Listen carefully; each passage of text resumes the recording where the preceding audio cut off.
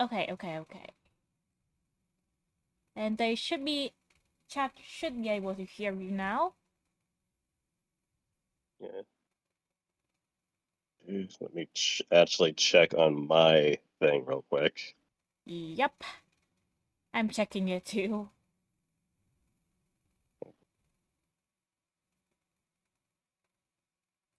Should be live now. What's happening?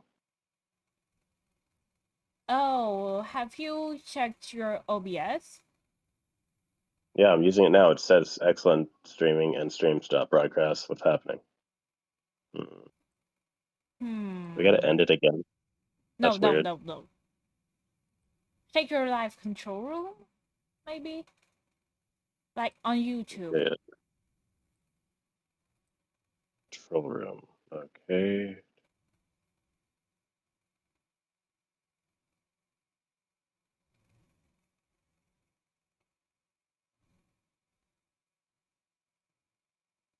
That's gonna have to be.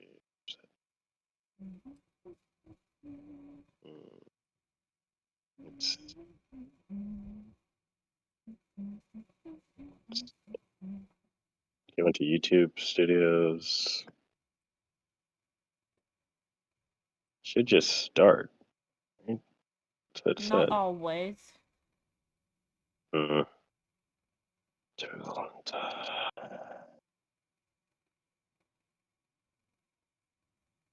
I'm seeing what anything here. Oh wait, that was a spun does? View live control room. Okay.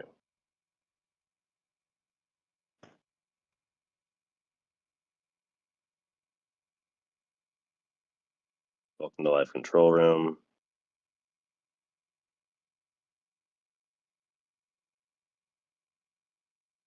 OBS said it's live, but it's not. That's so weird. Dual stream. You go fat. Right fast. Paste stream key code and sign into your YouTube account. I'm in my YouTube account. That's how I'm here. Because I started so late? That can't be it. Oh. Didn't happen last time. That's even stranger. Oh my goodness. Encoder.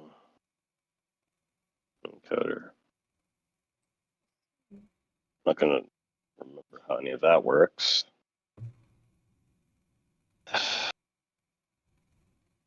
Yeah, I don't see anything here that actually helps me.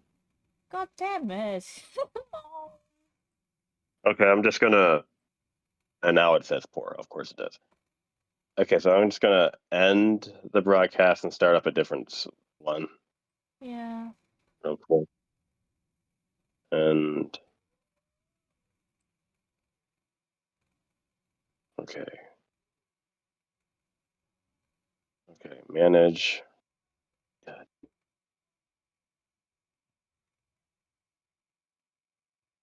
See if this works this time. Select broadcast, start streaming. Auto start has been disabled for this event. Click the light to start your broadcast. Let's try this again. Woohoo! On YouTube, work with me.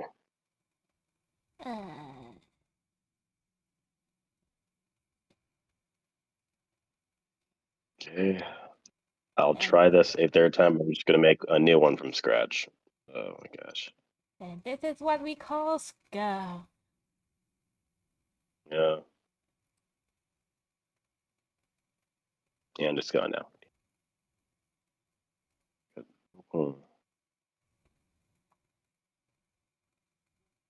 Fanfic.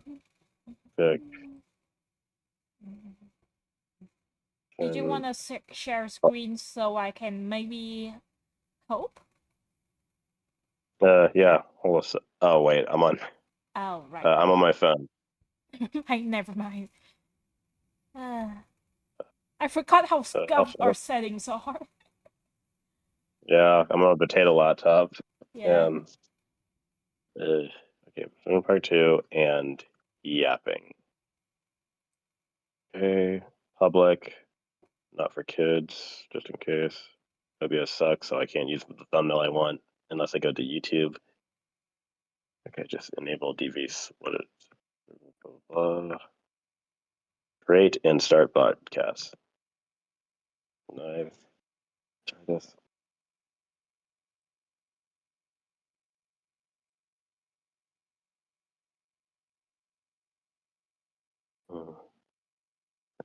Please select.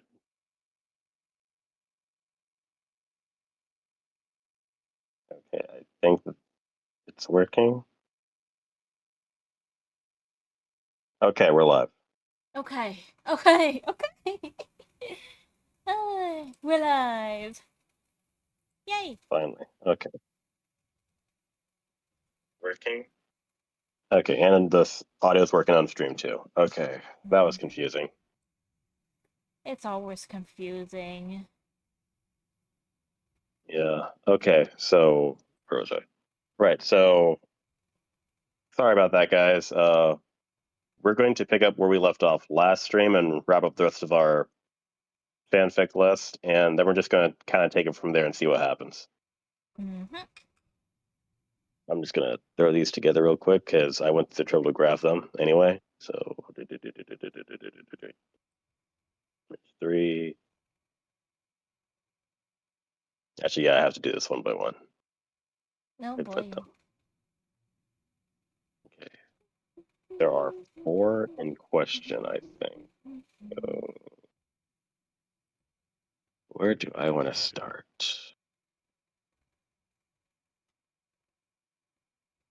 Nerve, TMX. Okay, 2 Fate ones and 1 non-Fate one.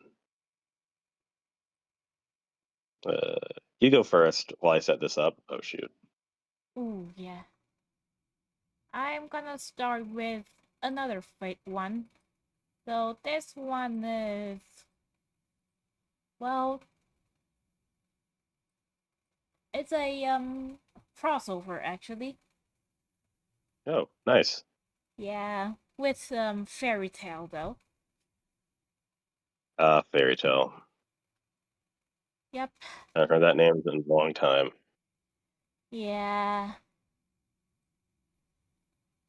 It's called a guild called Chaldea. Oh, Fate and Fairy Tale.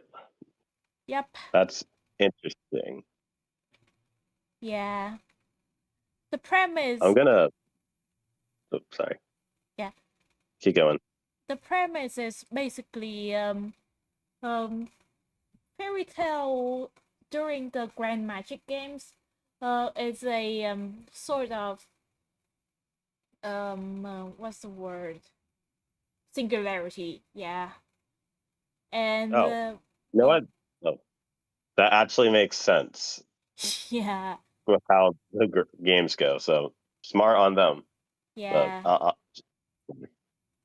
And so basically, Chaldea, in order to solve this singularity, they uh, they signed themselves up to the Grand Magic Games as a guild, and just kind of steamrolls every like every competition there.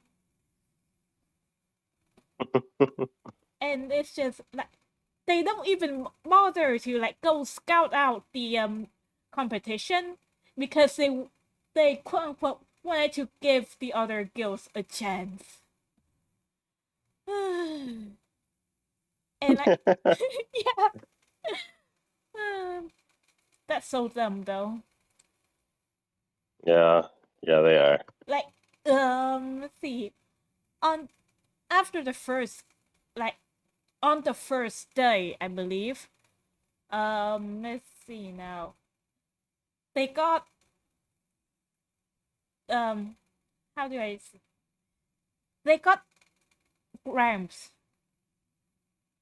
King Hassan, that Gramps, to Oh play for no, them. that's cheating. Yeah, it's incredibly like Wait, let's see now. There's Grams, there's Emiya, there's Arturia. Let's see. At some point, Does Gramps yes. does Gramps know you're not really allowed to kill in this thing? Yeah, he doesn't kill. He doesn't kill. I just realized, yeah, we've never had Gramps in a actual canon comedy thing. He always shows up when it's serious. Yeah. Gramps is just that kind of guy. Let's see now. Shit, what was this one? Oh, there's Enkidu too. Let's Oh see yeah, now. right. Gil's special friend. His special friend. Special. Yeah.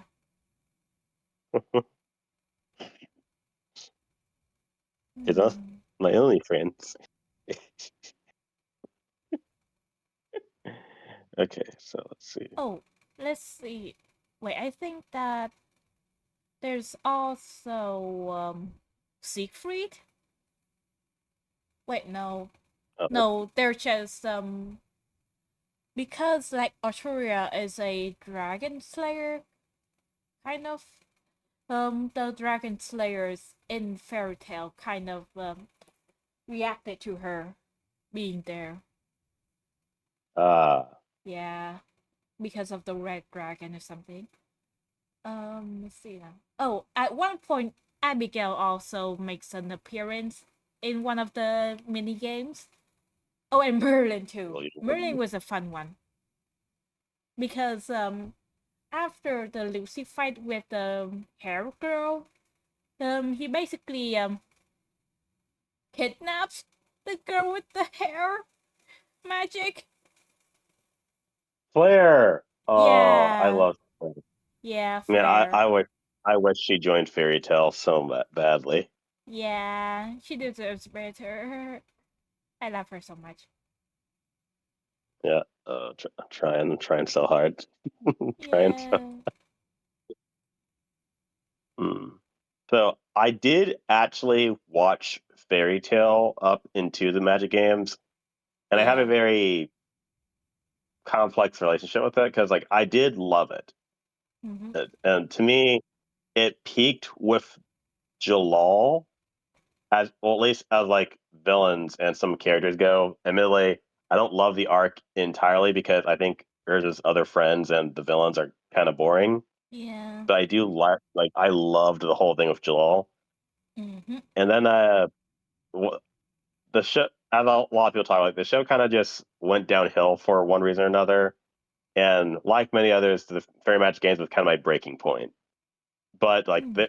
even with like the way it starts, I there's still some much like that one makes me angry. There's still so much I love about that arc and the show. I Yeah. just like I always tell people like if you can,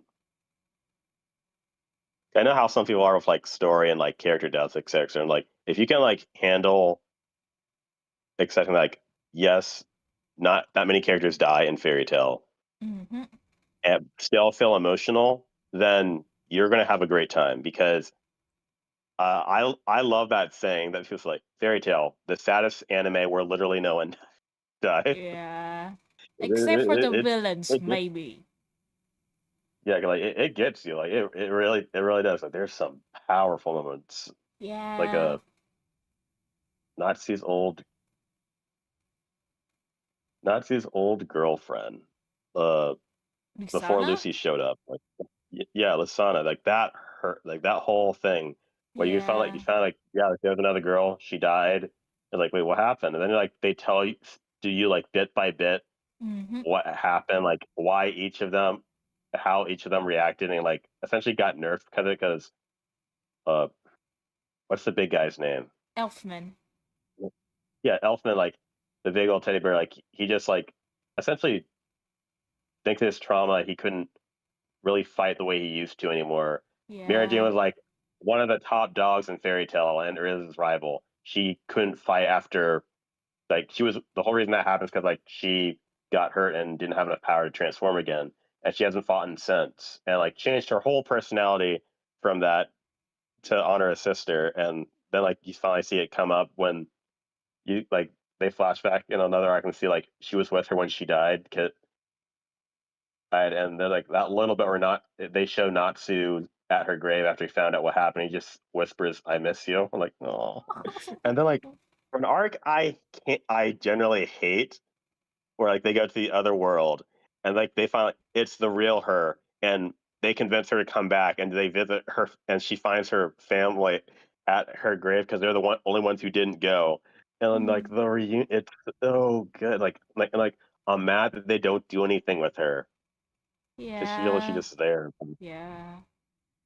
And even in fan fiction, she like sometimes a lot of times she Yeah. just gets reduced to like a romantic rival, you know? I'm so sad about Oh, I thought you that. meant to talk to this. What do you mean by what do you mean? Hold on a second. Yeah? Hold on a sec. Let me mute this.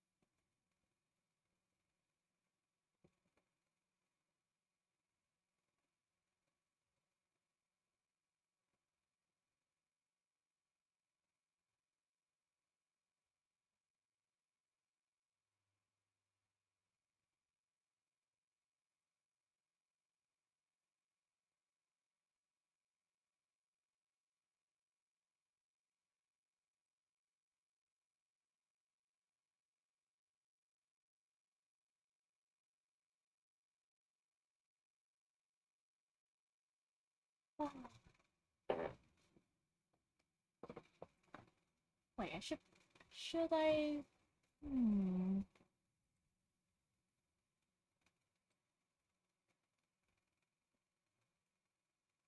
Yeah, I should put on some music, I think. Shall I go? Hmm.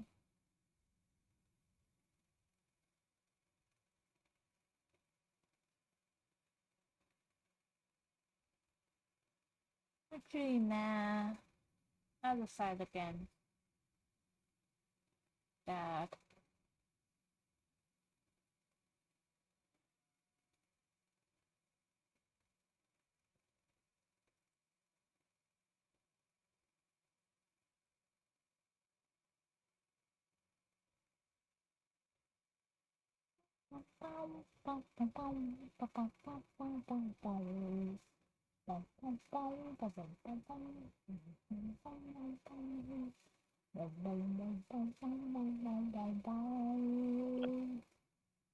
Okay, I'm back. Sorry about Welcome that. back, welcome back.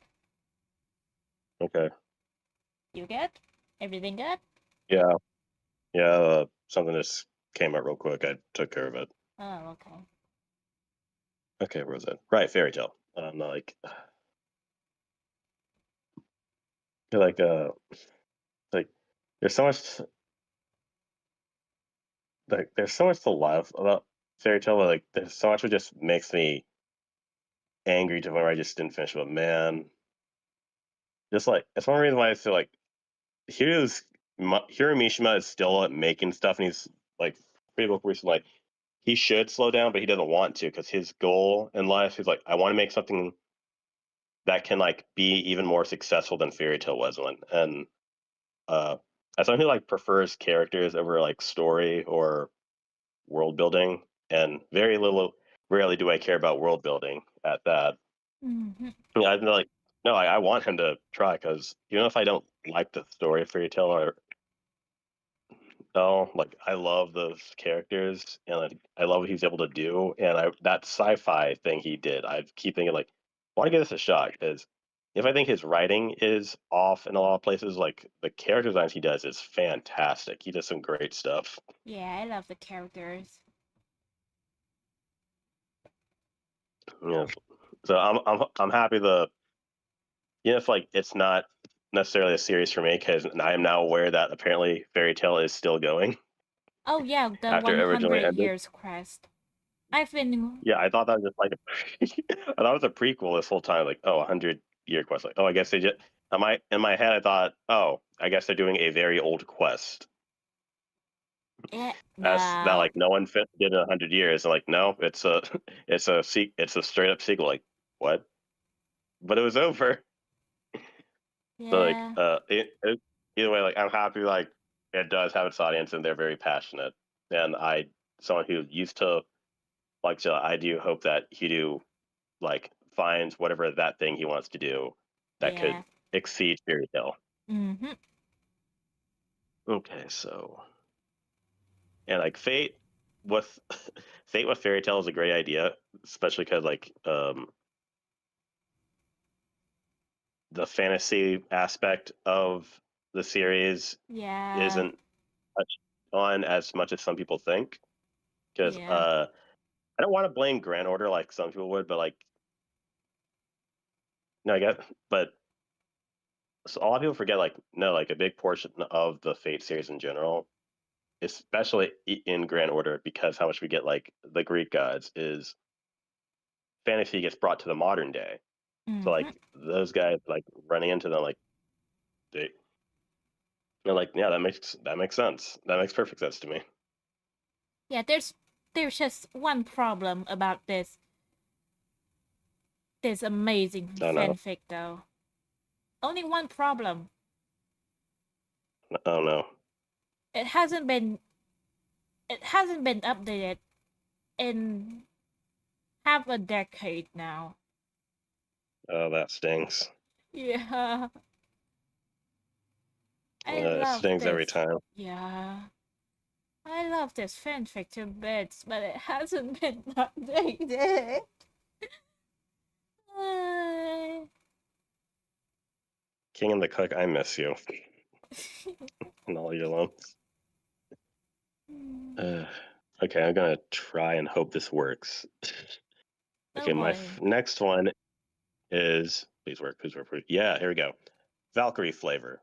Uh, so yeah, I haven't talked about it in a while. My first, no, my second fanfic ever was this anthology series called "Are You My Master," which self-explanatory for Fate. It's Mm-hmm. it's like a different. It's an anthology series for or like different masters in the Fate series, like summoning different servants like each chapter, and sometimes they get a follow up. Like Oh yeah, I I should remember put that. yeah. I just remember I gotta like add something here real quick in a second, but I'll get to that later. And one of the those that inspired this was for Fate Extra. I wanted to do one of Hanako and the Valkyrie because of this story right here. Valkyrie Flavor was Ooh. supposed to be an anthology series and technically still is, but the first three chapters were so popular that he just stuck with it with Shiro entering into a Shiro X Valkyrie fanfic, and everyone loved it to an Aww. extent because it's the first Valkyrie fan fiction ever. Oh, I didn't know that. Like Huh. yeah, it's like somewhat fairly new. Like it doesn't go. Unfortunately, hasn't been abandoned. Like so it hasn't been updated in a couple of years, but there's like very interesting. It's very in depth with how it does certain things. And I can get some people don't like the direction it took because it's why it hasn't been updated. Because when I say anthology, I mean like it starts. The way it starts is like very cute. Like so, the pink one. I'm gonna butcher their names.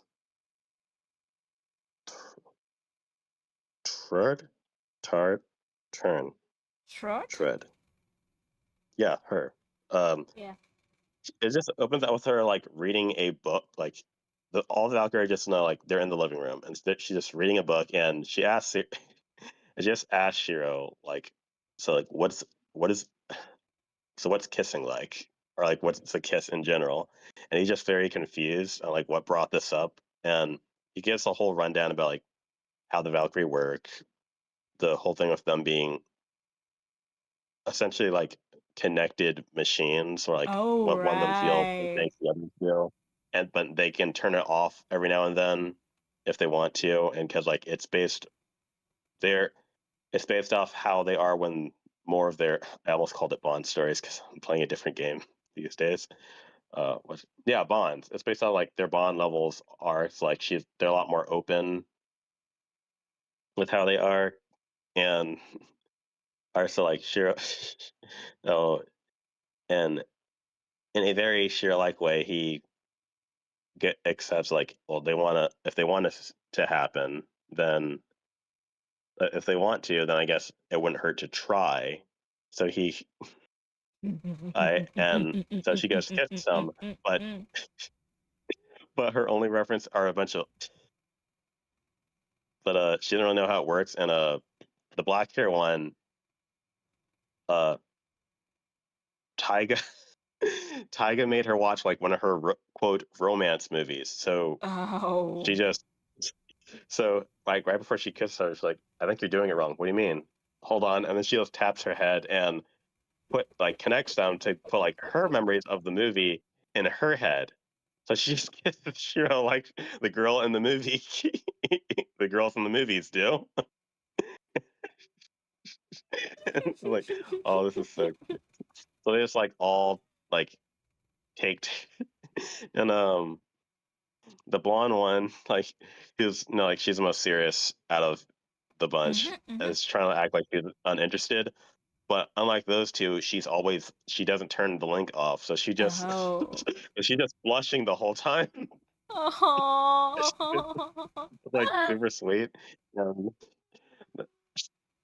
like one of my favorite ways I've seen a fan fiction start a chapter, and then we get to the second part of this trilogy with its epilogue before it starts turning to what's more known for now, where they explain, well, they take the place of Unlimited Blade Works, where Caster blackmails Shiro into handing over the command seals for Taiga's life.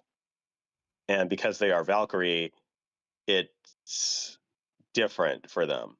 She didn't get all three of them, she got the one. And they feel like they lost a part of them because of this, and she took the blood one. Oh.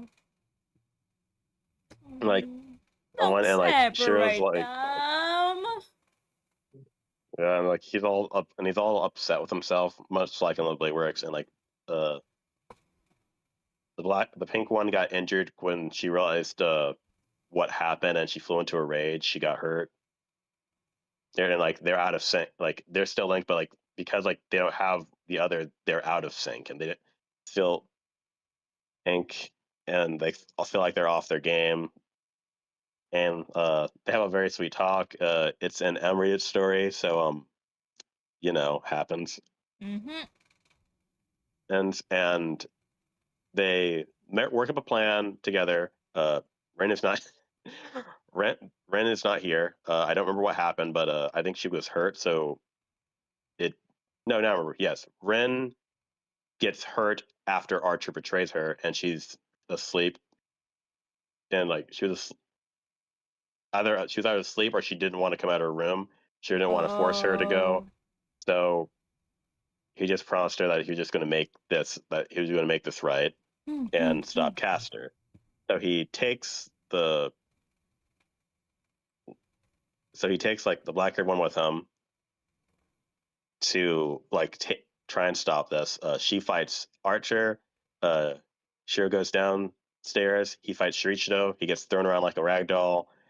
As All usual. and yeah, like Lonnie's in the dress, and he asks him for were there any last words.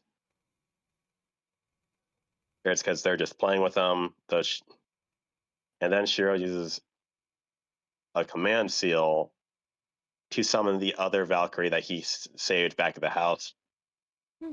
House used to give her as much as mana as he could so they can keep up having both of them out and fighting at the same time. Because the other one's beating up Archer right outside. So she just picks Street Judo apart, and Shiro goes after Caster. And by the time Caster finally realizes what's going on, she's her noble phantasm, and well, you know, so Caster dies in Shricha's arms. Shrichio dies. I was recreating the scene from the Blade Works because I do vaguely remember hearing. I got to go back and play it. I do remember hearing that Shricho did not die in Limited Blade Works. The anime just added that to show that he really did care about her. Aww. And then we get, and then they do something like really cool because after like she kills Shricho, Pinky like she stops and she's like that because like she's linked to the black, like her link with the black-haired one got fixed at that moment, and she's confused. And she won't tell Shiro what's wrong. She just tells her to like get the other one while she because they need to sort something out. Then they cut back to the Archer fight, and she's like tearing him to pieces, and like she fires Ragnarok. No, Ragnarok. She fires Noble Phantasm at him. He tries to block it. Huck it. It's a spear from Odin, so he doesn't have enough of what he needs. And the scene happens from one of the Blade Works where like the Rayo Iris gets destroyed. She has everything she needs to finish him off. And then she just hesitates, and she gets to look at his face, and she starts short circuiting because she recognizes him, and that's why like Pinky froze because like she couldn't figure out what was going on, and like she needed the extra help to figure out was like why do I look at him and see why I look at him and see Shiro, and like they save Pinky and the epilogue's dedicated to her, to the blonde one, just going through the motion of the fact like she was broke, like, and she was broken. She should have been cast aside like Odin did their sister when she fell for Sigurd, and they took her back anyway. So she's very confused, and it's like a very sweet epilogue to this part of the chapter. We get that to this part of the story. The next are a few I don't want to say random, but like different stories taking place over different time periods of like, and he also like wanted to specify like, so, and that's how we got the information that, so this was supposed to be like other people besides just Shiro, but he just had too much fun because it works. Like the Valkyrie are, they're machines. Shiro acts like a machine trying to become human. So they works really well together. And that's why I did the master from Fate Extra with them, because if you know the twist, if you watch Last Encore, I figure it works for a very similar reason. When you figure out why they don't have their memories. Yeah. I Man, vaguely I cried. remember them. Yeah, so and for reference sake, Lost, it's like the whole heartbreaker of Extra, like why Hanako was like going through all that to like get his memories, and was freaking out because they just couldn't remember what was wrong or why their memories weren't coming back. Even when Ren did a test to basically kill him and said that should have fried your brain from the outside, and you survived. You just said it stung. So that means the real you's probably been dead this whole time, which is what I am. And then Reina said, "Okay, so I did something that I figured my theory was you were disconnected, but I could fix that from in here, but I can't find your body to link it. You're not dead.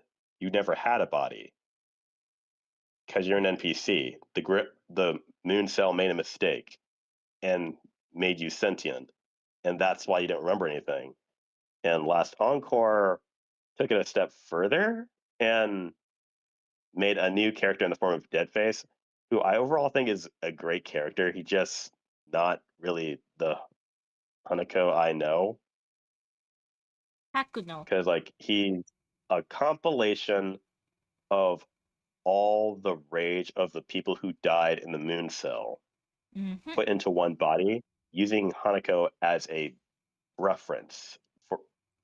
And that's like, and again, like I think like that is a really great idea for a character, whether you're using Fate Extra or the Holy Grail with the other Fates. It's just he's very different from Yeah. what I'm used the other guy. Still a great character. Like man, it stings a little, but like I really love like this idea, and it unfortunately gets a little sad because the second act before we get to what is more known for now is Hanako. No, Hakuno. it takes place Hakuno. like different stages in Shiro's. It takes place with different stages of Shiro's life with the Valkyrie, like after leaving home with Taiga, like going on the journey, their Shiro's eventual death, and like the Valkyrie guide him um to Valhalla so they can be together again. Aww.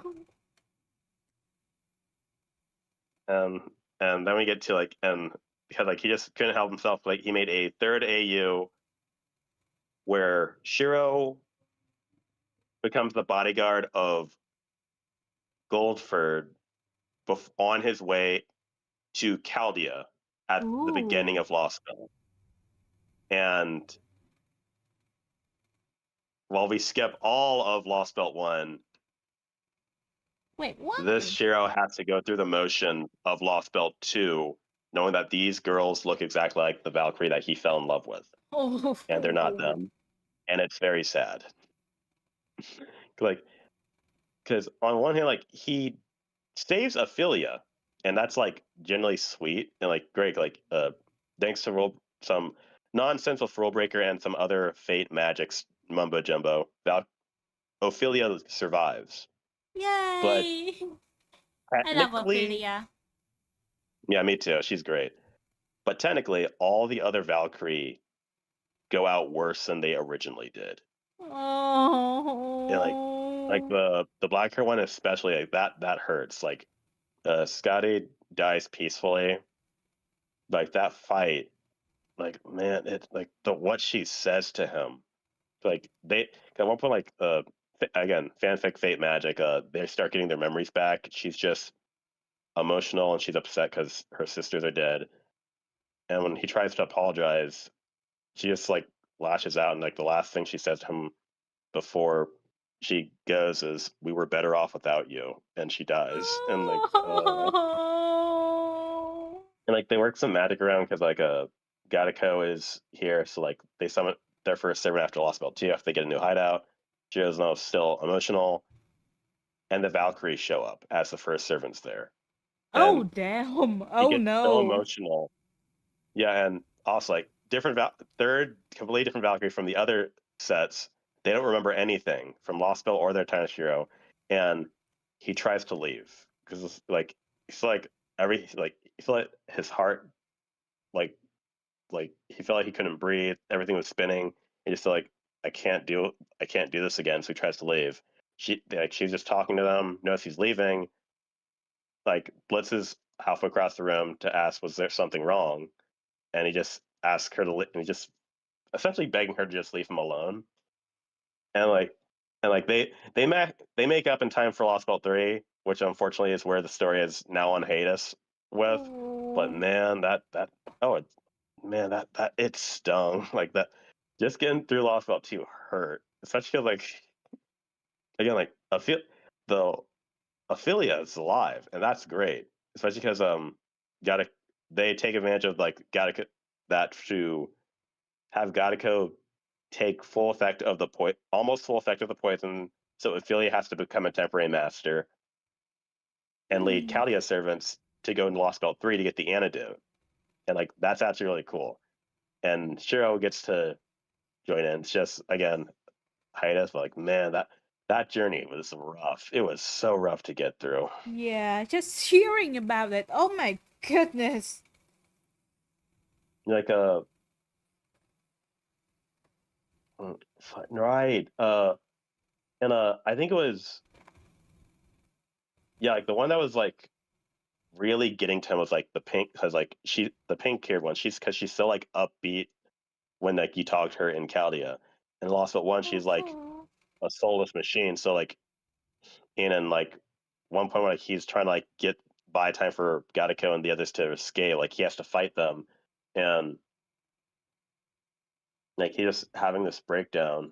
And it's like the way she's looking at me, like when and like we find like she at this for this Shiro, she died before the war ended, and he said like no, and he said like that's it. It felt like it practically scarred him for life, even with the other two there. Like he never like how close everyone got, and just losing one of them, what just hurts so much. And like the blonde one died.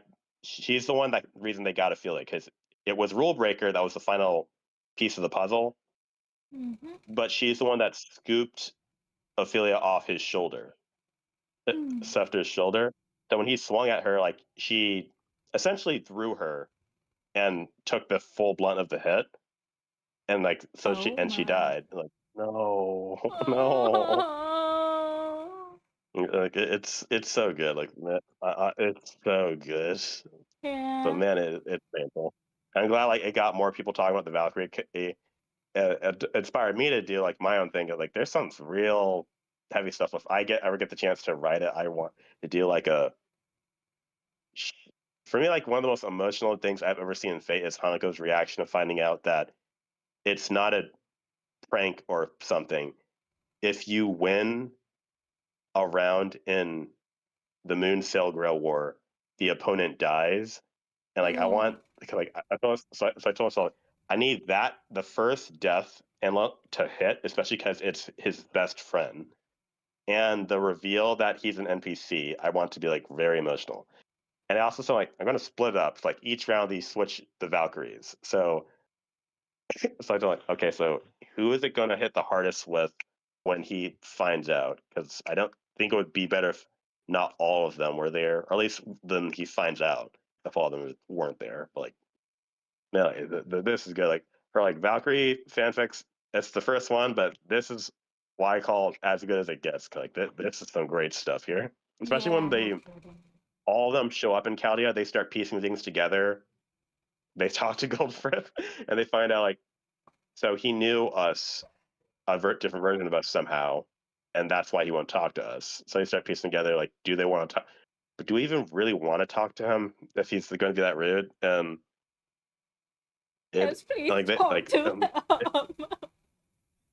and they did and they did before the chapter ended. But man, like, it's such a journey getting to that moment. So, Yeah. ooh, yeah. Oh boy. Ooh. Okay, so I'm gonna let you go next. Ooh, this is a good Yeah. one. Oh, hey, Maya Star. Hi. Let's see now. Right, I forgot one. Oh, yeah, yeah, yeah. I'm listening. I'm listening. Oh no, no, no. I'll go after you. You go. Ah, okay. Let me just open my AO3 stuff. I have so many, like, bookmarks. Let me just. I still have my dress. One of the sad things about Amino is getting destroyed. Is I deleted some of my files because I figured, well, I don't need this anymore. It's taking up space because it's on Ooh. Amino, and that's going to be up forever. Oh. Oh, Uh, I'm so young. It's not fair. huh.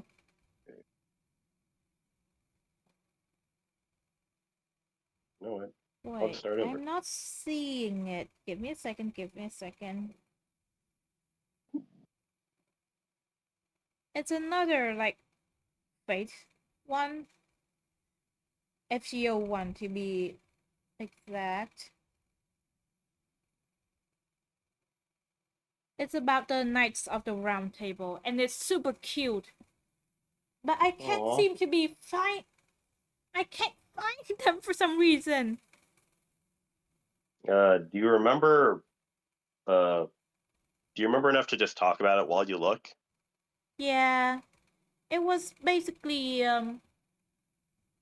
Mordred having a no bad time because Agravain just got summoned, and he's basically trying to like get the family together because um Against the beginning. yeah, he just he's protective over his family, and Garrus was also there, and she's also trying to get the siblings together, but Mordred is just having none of it because Mordred's Mordred.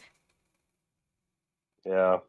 Yeah, and basically she crashes out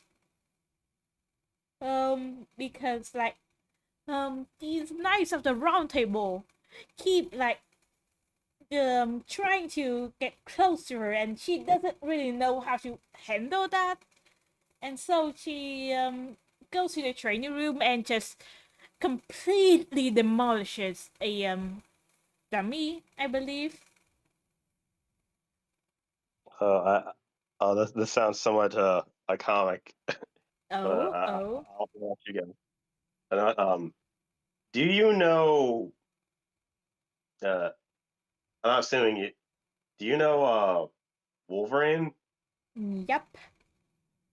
Do you know his daughter? I've heard of her. Yeah, Laura Kinney, formerly known as X-23. Uh, Oh, back this in clone, right? 2015, The clone. yeah, yeah, Yeah, I think you know. it's cloned daughter. So they don't have the best relationship, but like she loves him to pieces. Aww. It's just he says so. When Logan died in like 2015, I think, and like we finally got to see how she reacted to the news. She just locked herself in the danger room and just had like the difficulty and level at like the max setting and just refused to come out and just like kept fighting, Oh being to boy. try and vent her frustration. And her boyfriend, a time travel, who was like time traveling, was Mm-hmm. like trying to like everyone's telling him, "Do not go in there." I have to say something, buddy. Do not go in there. So he just goes in there anyway. And he tries to talk to her, but she won't say anything because like she's in the middle of fight. She's in the middle of like fighting and everything. And so he keeps trying to pause. So he keeps telling the simulation to pause, and she unpauses it and keeps and starts over again. He's like, "Look, I understand that you're upset. I'm not upset. At unpause. Like I get that you're angry, but angry. I know you're hurt, but he was your father. Mother, it's okay to just that like talk about that." And then he's like, "I'm sorry. Hurt, hurt. Unpause." She lets one of the robots stab her in the chest, and she's like, "Does this look like I'm hurt?" And she just walks out and like I'm and then all of it and like one of her friends like, "I said don't go in there, man." I'm like, oh Laura,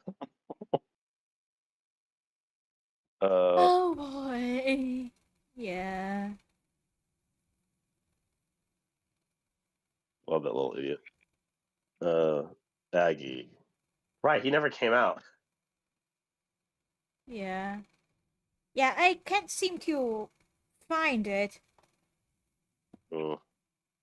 It might be that the author actually deleted it. I wish it Yeah. wasn't, because I just love the anything with the Knights of the Round Table in general, and especially that like the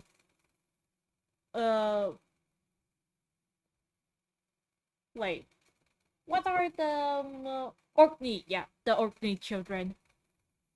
Oh yeah, right. Like that's one of the reasons I love their guiding light so much. It's does such a Yeah, great job of being about the round table without changing too much about what made Lost Belt 6 so special. Like Benny's still very much the main character, but it's also like about just as much as the other about the other round table members too. And it's like a great use of changing how the story worked, yeah, but it enhances the original in every way. yeah. Even with like yeah, so we don't get to see the round table makeup in the game, which is like great for people like don't want unnecessary drama. But for me and but for me, For us, it, for us. or I'd like I wanna show the drama so I can make a story out of it, Yeah. and it was great. And even with using the power of the fanfic to so like a lot of people really prefer, like a lot of people really like Saber Lancelot. So he turned Berserker Lancelot into Saber Lancelot. We're like we're gonna perform say we're doing an experiment to try the first class change. So if this works, then we don't have to use the restraints on Berserker Lancelot anymore. And we got Saber Lancelot. Like, yay, yeah, Yay! that's my goat. That's my goat. uh,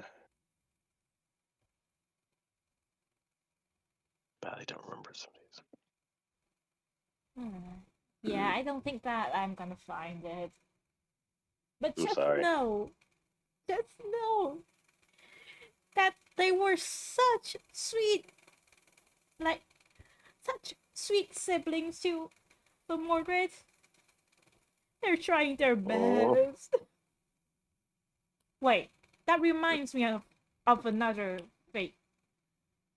But it's um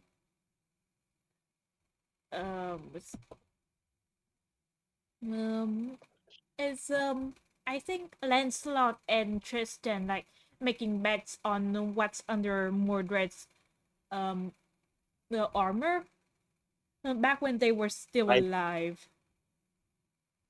I think SJ told me about that. Ooh, yeah, Esther might know. No, all I know is that he's somewhere on Reddit, but I don't Yeah, want to go on Reddit. me But I miss neither. him a lot. I miss him a lot, Yeah, but I don't want to go there. Leave this man alone. I wonder if I can find it. Shoot, I was just there. What am I doing?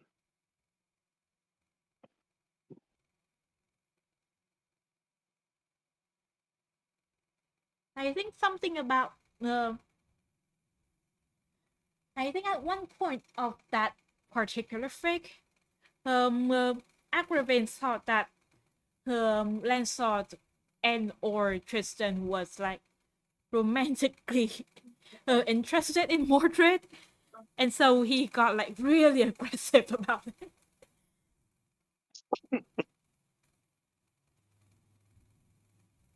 I think so. I'm going to. Shoot, where is it? Yeah, you know what? I'll do my first. Where is it? I'm going to take a break from Fate and talk about this one. Okay, let's hope this works. My first. This is one of the first fanfics I've ever read on fanfiction.net called it's a Soul Calibur fanfiction called "Camping is Funnier with Friends," and it is Aww. very different because it's the first crack fanfiction, as the kids used to call it. It's like uh very like it's one of those things like a very out there. Elseworld thing where it's just the writer just wants to have fun with making random nonsense with these characters, and I love it. It's like Oh, for yeah, like I already loved it. yeah. So for those of you who don't know Soul Calibur, Nightmare is essentially the main villain of the entire verse, and Tira, which people used to compare to Harley Quinn obsessively, so is like his right hand. She's was originally depicted as having being very bipolar, where sometimes she'll act like very jolly and goofy about killing people, and the other one where it and where she's like all gloomy and violent. And then stuff happened, and it's been rebooted, and it after a previous that now it's a flat out split personality, Hmm. and the for well not a lot of the story isn't relevant for this because it takes place during the modern day. It's enough for you to get on like just what makes this so funny because like these two psychopaths just decide to go on a dumb camping trip in the style of a Goofy movie, and they just run into like the lovebirds of the series, Keelik and Oh. Elmina, and they just can't get away from them. Like they go on a drive, and they realize like it's a couple. This is a hope you guys are going to get comfortable back there because it's going to be a couple of hours. On second thought, we can walk. No, no, no, no, no. We insist. No, really, we can walk. We can really walk. No, we insist. Shove massive, this massive demon-looking knight in armor with this girl covered in scars in a car and just drive off into the sunset, sing random songs and talking gibberish. And when they finally get out, they start praying and kissing the ground because they're so happy to be free. It's, it's like everything I love about like a fanfic that just where like they just have to get to goof around and have fun. I love it. It makes me laugh every time I read it. Man, I love Soul Calibur. Hmm. Yeah, I can tell. I'm not that well. I'm not really a Soul Calibur fan. I don't know anything about it. But from what you said, yeah, it sounds fun. Yeah, the the actual series can be unfortunately be like very. Dark. It's all dark. I'm assuming you don't really know Tekken stuff yet, but it very. I'm convinced it is like a secret prequel to Tekken. I have nothing Hmm. to back this up. I just think it is. kind It's because there's a few very interesting similarities between some of the characters, of and like reminds. the whole reason. No, no, no. Huh? It's alright. Continue, continue. There's super like random comparisons. The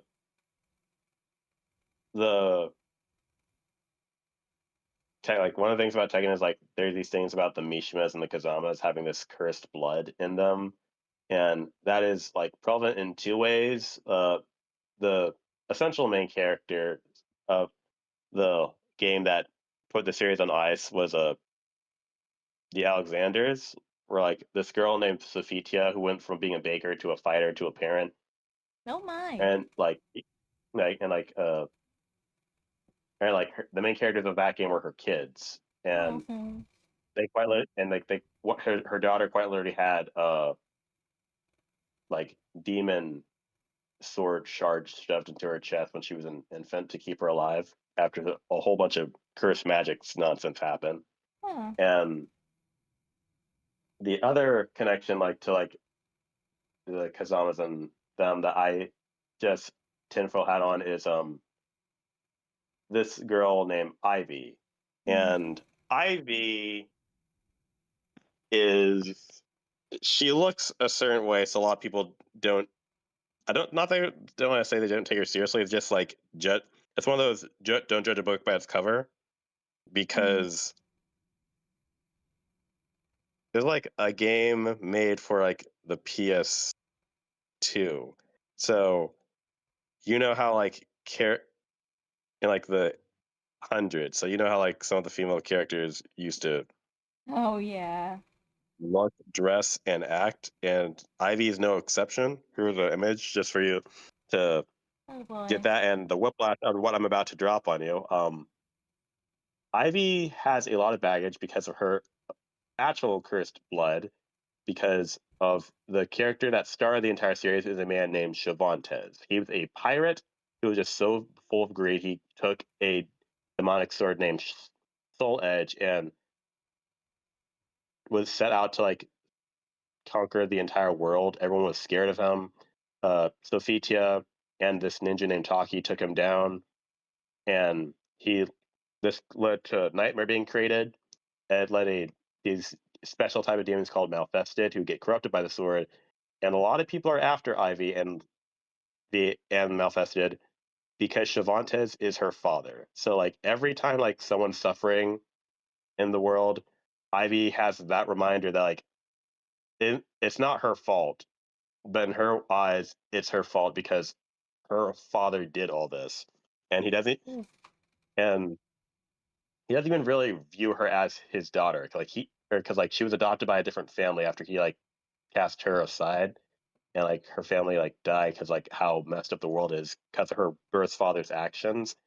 And every time he like sees her, he acts like this weird, creepy, like mummy demon lord thing, and where he just and he refers to her as a vessel because if he were like kill and absorb her, then he would like get a portion of the old power he has back, and she just wants to kill him to make up for all the suffering he caused. So like when the reboot finally has them like fight again, like the fight again, it's like oh like man, this is so good. Is the unfortunate thing about Ivy is like she's should on paper be one of the most important characters in the series, but she doesn't really get to do much in the series. Like the game that put it on ice was Soul Calibur 5. She has like two scenes, and you find out for an art book and the reboot that apparently like Ivy was like researching that she was immortal the entire time up to the fifth game, and she's trying to find a way to like stop all this stuff from happening, but like they never went into it. Like that. That's one reason why I want the reboot to actually come back and do something. Like she's such an interesting character, but like no one really like looks into her like that. It sucks. Yeah. I know how that feels. Yeah, let's see. Besides Soul Cover, I think we got like two left. Hmm. Oh, and I found the name of the um one where Lancelot and Tristan were fooling around. It's called Wouldn't Uh, You Like to Know, Night Boy? yeah, yeah, that's Yeah. more fan fiction. Yeah. That's more fan fiction if I ever heard one. Yep. Oh, and right above it, I got to one that I almost forgot existed, but I really, really love. It's impromptu adoption for dummies, a guide to taking care of kids you didn't know existed. It's the Arturia. I'm just gonna um read out the summary, but it's basically Arturia isn't suited to raising children, but between her and Morgan, there's no question about who would be worse. And besides, they clearly have nowhere else to go, aka a short piece of Immersion AU of Arturia adopting the Orkney siblings.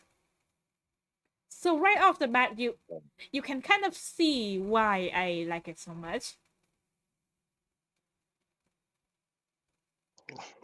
Yeah.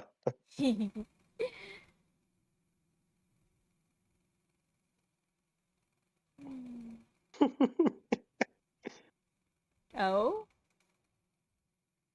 I'm just laughing.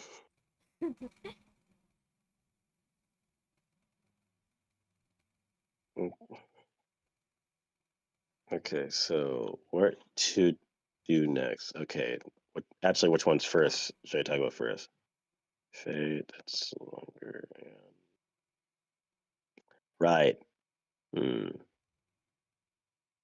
Sure, I'll do this one first. I don't know how to pronounce it properly though, so I'm just gonna like leave it on screen. Wait. I found it. Ah, I think I found it. hold on. Give me a second. Let's go. Give me a second. I need to. Yep, it's the one. It's the one. It's the one. It's called Let's go. A family reunited. Oh my Let's goodness, I go. found it. Oh, Let's I'm so go. happy. Congrats. Oh boy. Oh, it's a three-parter. It's a three-parter. Uh, A trilogy about like Mordred and Arturia. Oh my goodness. I'm sending this to you. I'm absolutely sending this to you. Give me a second. okay. Oh, you're gonna love this. Should be good.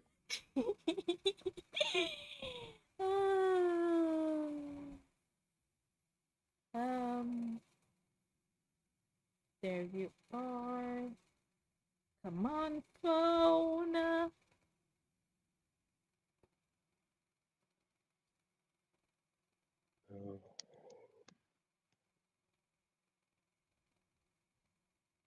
There we go. The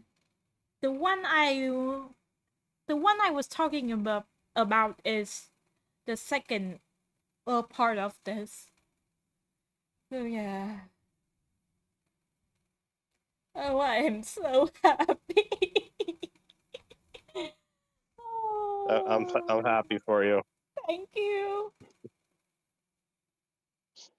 I'm bookmarking this again to make sure. Okay, so this one is going to be a bit of me yapping to try and like explain everything, but it's another crossover. Mm-hmm. Okay, I don't know how to pronounce this properly, but it's a Marvel vs. Capcom fanfic in particular. Ooh. So this is based off of the popular ship at the time of Iron Man and Morgan Aslan from the Darkstalkers. Interesting. And for people who don't know, Morgan's a succubus, and a a special type of succubus, but a succubus nonetheless. And the idea for what we get from the first chapter, and I'm going to be reading the last thing the author did before they dropped from the face of the earth was rewrite the first two chapters. I remember the original first two, so I'm going to be going off my memory for those. And we were told that Morgan and Tony really hit it off after the ending of the third game where they beat Galactus. So they were essentially dating, but they never made it official. And it's Iron Man and Morgan. So, stuff happens. And like they just generally really enjoyed each other's company. But we're like every now and then Morgan would just show up at his place unannounced, getting through his security because magic, Aww. just to spook him. Like I bet they very much loved references. One time he was just, there, like minding his business, and then she just shows up like behind him. He didn't realize she was there because again, magic, so security's not working. So she just hugs him. So she just hugs him to scare him. Jumps back. He's like startled, thinking someone broke into his place because billionaire. So he like gets his Iron Man, turns like one of his Iron Man suits and shoots a hole through his very expensive couch, Oh and my just goodness. and they just stare at what happened. They just both start laughing, Aww. and like they really like each other. And then we get like the whole plot of the thing. Like Morgan just shows up one day, and it's very clear that she wants something, but she won't tell Tony what's up. Just making small talk, and then she like all talk And then he sees this girl next to her Oh? who has like next to her who has like uh looks like her, but like her dress is red. Sorry, her leggings are red. Her top is blue, pink hair. Anyone will know this as Lilith Aslan, who normally is depicted as Morgan's sister, a younger sister. It's a bit more complicated than that, but for the sake of argument, she's her sister. And in the story, this Lilith that we are meeting is not that Lilith, but she is Morgan's daughter with Tony because reasons demons age faster. So she's generally Tony's daughter. And he's so stunned, he got up back from it, so he just passed out while like Lowe's trying to hug him, and he falls on top of a glass table. And and all morning just thinks like, this reminds me of that couch he blew up that one time because he's just so happy to see me. Like, oh my goodness. and I like don't think that's quite the MC it. was I like, don't know why. and this and like the story, and it just keeps going because like the other superheroes show up, and like Spider-Man drops in because like he wants to talk to Iron Man about like random nonsense. He picked a very bad time because Lilith and Morgan are still there because like they just fought off a bunch of demons because in most media half demons and half humans aren't viewed too highly, so a bunch of them are after Lilith, and Oh. they just got this, like done fighting a bunch of them. Morgan was like taking a bath when they showed up, so she wasn't in the best mood. So she's about to take another bath, and she sees Spider-Man, just waves at him and says hi, and leaves. And Peter's just like stunned. He's like, I think he's like, what's she doing here, and why is she naked? Look, Peter, that's not why I asked you to be here. I gotta talk to you about something. And then like Lilith shows up, and she up, and she is up, and like Spider-Man's in, and like and like she like really takes liking to Pete, and it really takes liking to Peter, and like she's like, hey, so Tony, who's this? Who's the kid? This is my daughter. What? Your daughter? Your what? My daughter. Your what? Peter, please. Yeah, and, like so he like takes like, look, just get her out of the house for a bit so me and Morgan can figure some stuff out. So he just takes his car and drives off somewhere. And drives off somewhere, and he calls the Avengers, and he calls the Avengers, and like, okay, I'm gonna call Steve and just break him down one by one what's going on, and like they hear, and like they hear, so some stuff happens, and I have and with me and a demon, so I have a kid now, and I need your help to I need you to help me find Strange so we can figure some. Whoa, what?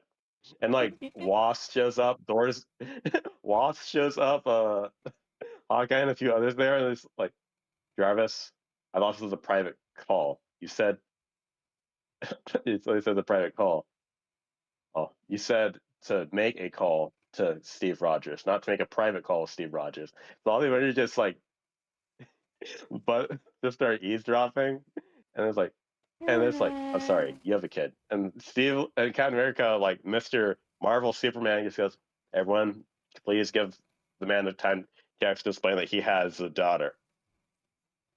Dead silence. They all start laughing. Hulk like turns back to Banner, and Banner keels over, and yeah, it's like I gotta leave. I got like, actually, guys, I gotta tell Thor this. He's gonna lose it. Like, please don't. Oh like no. like some like Spider meets up with some Capcom characters in the form like Chun Li and Dante from Devil May Cry, and like they fight some demons at the mall, and Lilith finds out that Spider-Man is that Spider-Man's Peter Parker because like demon logic, they smell the same, and she thinks Spider-Man's like the coolest ever because he has powers. So she sees Peter again out of costume. She just keeps staring at him, and, and she's like, and there's something like how old this fanfic is. So like, as she like, she's whispers, like, hey, can you take her off my hands for a bit? Why? She's giving me the Jonas Brothers eyes, and I don't like that. The Jonas Brothers. They're this old boy band back in like the 2000s. Like this old boy band like called like the Jonas Brothers. I think they were like Disney or Nickelodeon, one of the two. And like all the girls like loved those guys. Oh So it's my. like so like I just went to the comment. So I just went to the comments and like viewers like not the Jonas Brothers eyes. Like unfortunately, just never got to finish. But you know, it was fun. Just like Yeah. okay, just It like any sounds cross. I fun. just love watching characters just show up and just talk about random nonsense to each other. Like Yeah. at one point, Spider just like, I want to get away. Very Spider thing. Like I would just want this to wrap up so I can get away from these people. They're driving me insane. Yeah, that's a mood. Uh, okay. Do you have another one? Hmm. There. Wait, no. I saw the. I thought I did, but then I remembered I've already done that one. Uh, The Resident Evil one. oh right. Yeah, you did. Yeah.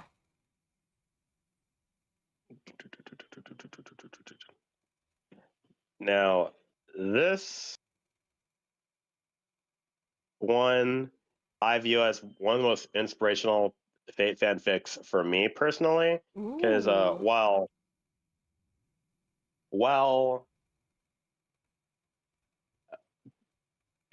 Fragments of Chaldea is like the Fate Grand Order fanfic, I think this to show its age, this was like the Fate Stay Night fanfic for a while with how old it was, and Oh it my. technically it didn't finish in its original way because the author straight up decided to cancel it because he got Aw. a little bored with the project. But so and said, if anyone ever wants to pick it up, be my guest, and they did. This is Nerve Damage, the Ooh. very first fan fiction to really introduce the idea of one servant, like one master summoning multiple servants. Where Shiro, like Shiro has 27 circuits. I believe the norm is 20 circuits, and that's like people's logic on why they try and make Shiro a bit more busted in some fanfics because they Natsu being Natsu added that detail since Stay Night and then never really did anything with it.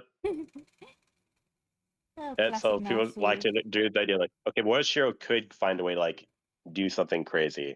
And this one takes that and like really amps up to 11 before all those others even attempted by even like introducing two new variables to the equation. One, a different mage who is never named trains Shiro instead of Kritsugu. And two,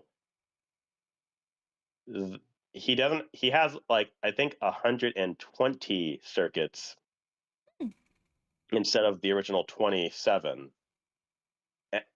Then and I get also showing his age is there's like a chain he has like a chainsaw sword. What? What? I think it was like either a chainsaw sword or a sword made out of chains. It was one of the two. But like either way, like it's like again the thing that just makes it very fun is so when Shiro's no, he's getting like trounced around by Ku like normal, and then like he reached the circle, the whole thing song dance happens, and four sabers pop out. Sab Blue Saber, Saber Lily, Saber Alter, and Red Saber. Ooh. Oh, it's And like definitely they're all like showing its age. yeah, and they're all like beefing, like they're very confused, except Lily, Oh, because of course.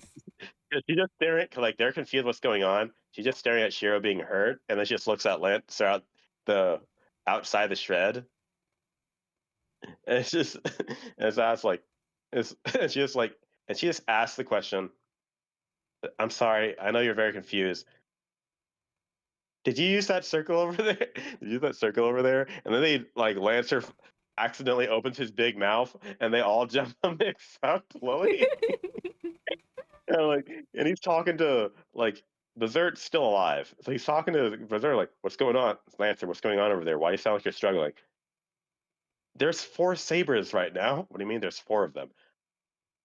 The guy I was going to kill was a master. He summoned 4 of them. That shouldn't be possible. You're running, right? No, I'm trying. There's too many of them.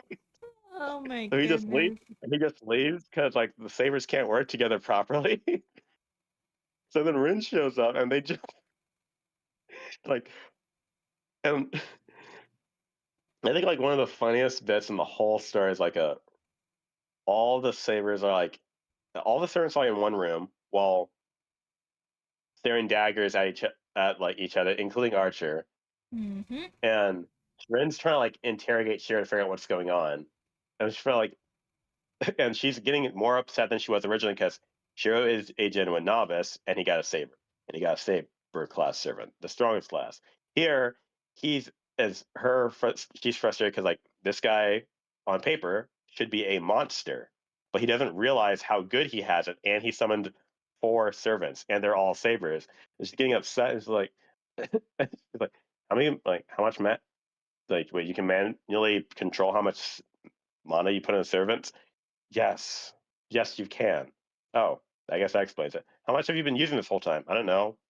Maybe like 20%. Maybe like she gets so mad she tries to lunge over the table and strangle him. And Nero just comes out of her like comes out of her shadow form and just grabs Rin from the back of the head and slams her into the table. Oof. And claiming it was self-defense. Everyone like jumps back because no one noticed Nero was invisible the whole time because she's the only saber that can because she's the only one who's not. So they just run in there hearing noise and they see Ren, like her standing over Ren. And, like Shiro jumps back and just smiling. He's like, well, what?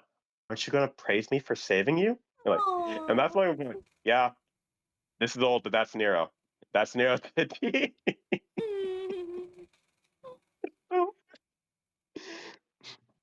Like and the other thing like the story is praised for like it's very creative with its fights because even though Ilya like Berserker gets very they don't win in a way I guess but Hercules is getting overwhelmed and you know like he has this pelt from he got this pelt with him and he like rips it off and throws it when he just sees all the sabers and it turns into the lion he wrestled in the legend. Nero's Ooh. there. And as you know, as you know, Nero, you know, like one of her most proud moments that she just loves to brag about is one time when she wanted to prove she was just as strong as Hercules. So she wrestled a lion while nude and she won. Oh And when yeah, they I all see like remember the that. huge lion, when they all see the Cerberus that he just summoned that looks like a lion, she freezes. And like they're all like getting in battle stance and it's like they're moving to fight Berserker. Shiro tries to step back with like and like Ren's telling him like get to safety and he sees Red Saber is not moving. So he like pushes Ren out the way, grabs Nero, and tries to run. Nero won't budge, and she sees she's smiling, and she pushes Shiro into Ren's arms, drops her sword, and jumps at the lion and tackles it into the woods Oh my and starts goodness. wrestling it. And everyone's just like, "You just the very second the lion showed up, I knew it was gonna happen," and she's just trying to prove like everyone's confused, like trying to like work together. Like Ilya's confused why there's so many servants and why they're all working for Shiro. Ren's still upset. Archer is thinking like, I mean, do I really need to be here? But he also doesn't want. He also really wants to shoot at Shiro. Like all the credits going down, and then Ren, and then Nero emerges with like making a big announcement, reciting the poem from the play where Hercules like bests the lion. It's like, there, I've done it. Once again, I've proved I am strong as Hercules. I truly am the greatest, aren't I? And everyone just stares at her. And then, and the moment where a lot of people felt like the story was getting a bit too convoluted, and I do understand what Cross was going for, is quite literally, Agra says it's going to get too boring if only one person has 4 servants. So Oh. multiple people got extra command, like got like they felt like there was a shift, and so like they weren't pouring like the conditions on how much magic they pour into a servant felt off. Shiro having 4 servants already and having so many magic circuits didn't feel anything, so he didn't notice.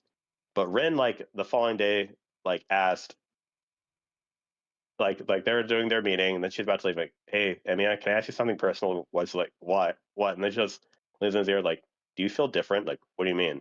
Like, magic wise, do you feel different? Like, I don't think so. Why? Do you?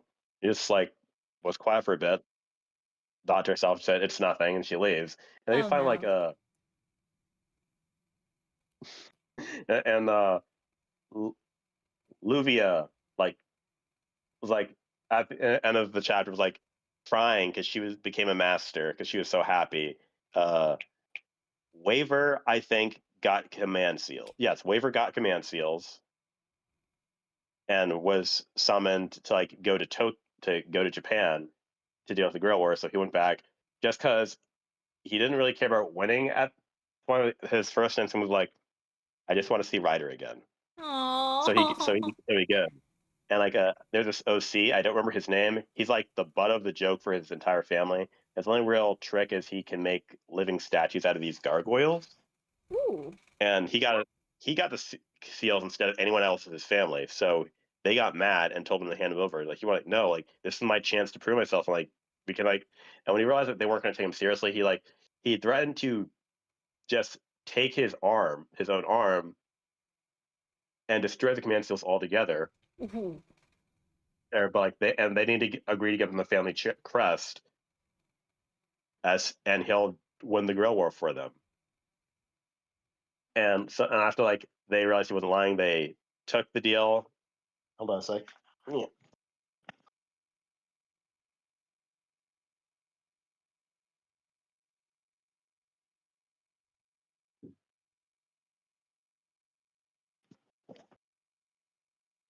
Okay, back.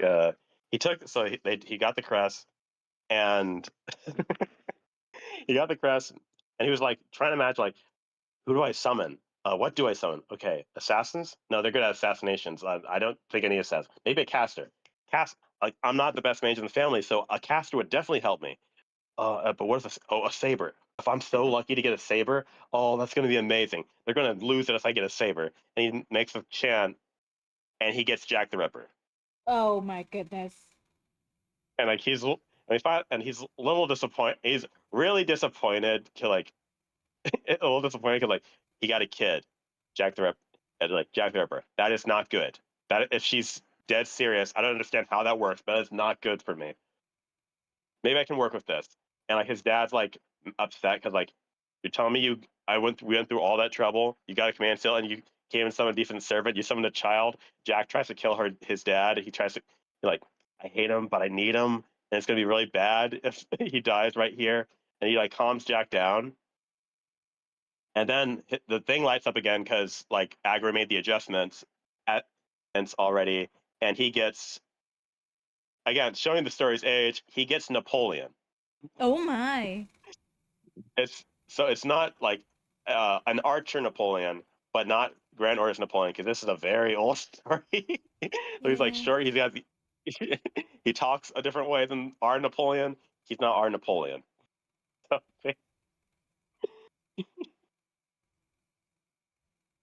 but and then we also and Luvi Bazert is desperate. She's and same for Kook. Like they're like they're missing all of this. They're still thinking like, how the heck do we fight 4 sabers? Like I could help. It's gonna be really risky though, because I don't know if you can take 4 of them. Like okay, so we're gonna have to like. So she's like, okay, this is dumb. This is stupid.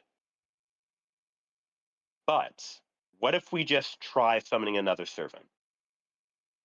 It's like and like so they make a circle. He helps with the adjustments because like the trick Skaha taught him. And like, Lance, are you sure about this? I'm not sure. But I can't beat all 4 of them. Yeah, I guess you're right. So she adds the blood. They do the chant, and she summons a caster, and it's Skaha. Ooh. Again, very old story. The real Skahahag. This was only for us to get the information on how she acted, not before Granner showed up. It's the real Skahahag. And he's so, and he panics immediately. He's like, no, no, no, no, no, no, no, no. Oh, Santana, it's Setanta? you. Oh, Santana, it's you. Like, oh no. And she attacks him immediately. oh boy. And she calms him down, like, and like Berserk calms her down, takes off the glove to show the command. She's like, "No, you're my servant. He's my servant. You're both my servant."